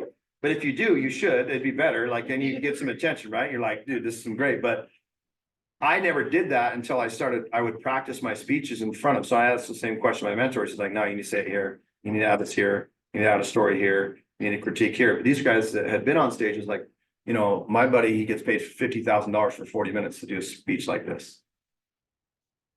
So if that tells you who helps me, you just got to put your own spin on it. Like, just make sure, like I told you earlier, you just got to be authentic. Like, I am who I am. People like me, they respect it. But you know what? Who I am to now people are seeing it flow through my kids. You know, when I put my kids out there, they're like, holy shit, like what he's saying now flows through his kids. But if you look at my kids, like if you watch the video of my daughter, you'll see her watching, but then you'll see my son at the end, like messing around, grabbing her. Why? Because he's still at that age. He's a boy. Like he wants to bounce off things and jump off things and, you know, do push-ups and never wear a shirt. Now he's learning to stand up and pee like a man. I mean, it's just great things that are happening in our house. Yeah, for sure. But that's just your own spin. Just be yourself. That makes sense? You'll make more money being yourself. So do you advise that people use script when they are making these videos? I've never used a script. I never used, so in my video academy, I talk about putting a whiteboard out and then having like the title, the bullet points, and then like your close. You don't necessarily have to start the video like, hi, I'm John Storey. They're already on your page. They know that, right? You be like, hey, thank you for, you know, joining me on this topic, blah, blah, blah. And then at the end, be like, hey guys, don't forget, I'm your realtor, John Storey, blah, blah, at the end, right? But you don't need to, so there's certain ways that you can build it, right? But I always just did the whiteboard stuff. So if you watch in my training videos, if you're watching and you see the ones where I'm doing whiteboard training, if you look to the far left, you'll see little black, they look like little smudges. Those are just my bullet points that I wanted to cover for that topic. Even though I've done the class a million times, that's how I flow through, and you'll see that I kind of just scratch them off as I go. So it's rinse and repeat. So it's not like you're not looking at the cameras. I don't have a script. I mean, I've seen people that do that, but then you can tell they're like, and then, oh my God, I forgot the word that was supposed to do it. And I screwed that up reading. Dude, if you're knowledgeable about what you're doing, you don't need it. Like, I don't have a script here. So they're going to tell if you're full of shit and know what you're doing, or if you're just like, hey guys, let's talk about the addendum right quick. This is super cool. Like the contract's going to walk them through it. But if you're, you know, hey guys, I'm out in front of this house, check this house out, super cool. But the more video you do, the more you get comfortable on it, right? I mean, I've done it both ways. I've used the teleprompter app. I never could do that. It's hard to make it. Yeah, you're never gonna look natural. Yeah, I've never seen anybody. You're not in news. Do you work for ABC? Yeah. Neither did I. But it's just keep it simple, man. But that's an overthinking question. There's no right or wrong way. I'm not gonna, you might be great at teleprompting. I'm not. Because I want to be authentic. But the way I'm authentic is I keep bullet points, and I literally tell them my training of doing the videos. I'm like, get a whiteboard, stand it up there so you can see it, whether it's left or whether it's right, you know, sit down, stand up, fight, right? In a sense, I'm cheer dad. But when you stand, I always tell people, it's like when I did shows, you want to turn. And the reason I tell people to turn is now I can't sway. Because you're going to find out that a lot of people are swaying, they got bad habits, you'll touch yourself. So I always say, like, practice doing it, because you'll play with your earrings, you'll play with your hair, you'll fidgety or, you know, whatever you're like. And for me, I'm like hands. I'm like, what am I doing with my hands? Like Tourette's. I just own it. Like, it's like, what, Step Brothers or whatever. He's like, what am I doing with these hands? Like, they're just here. Like, that's just one thing that I have. But other than that, it's just, but the message gets delivered, right? People are going to know but it still shows you're human. And it's not going to be perfect. So that's my advice. Make sense? Yeah. Any other questions? Good day? Thanks, Tony. Yeah, good.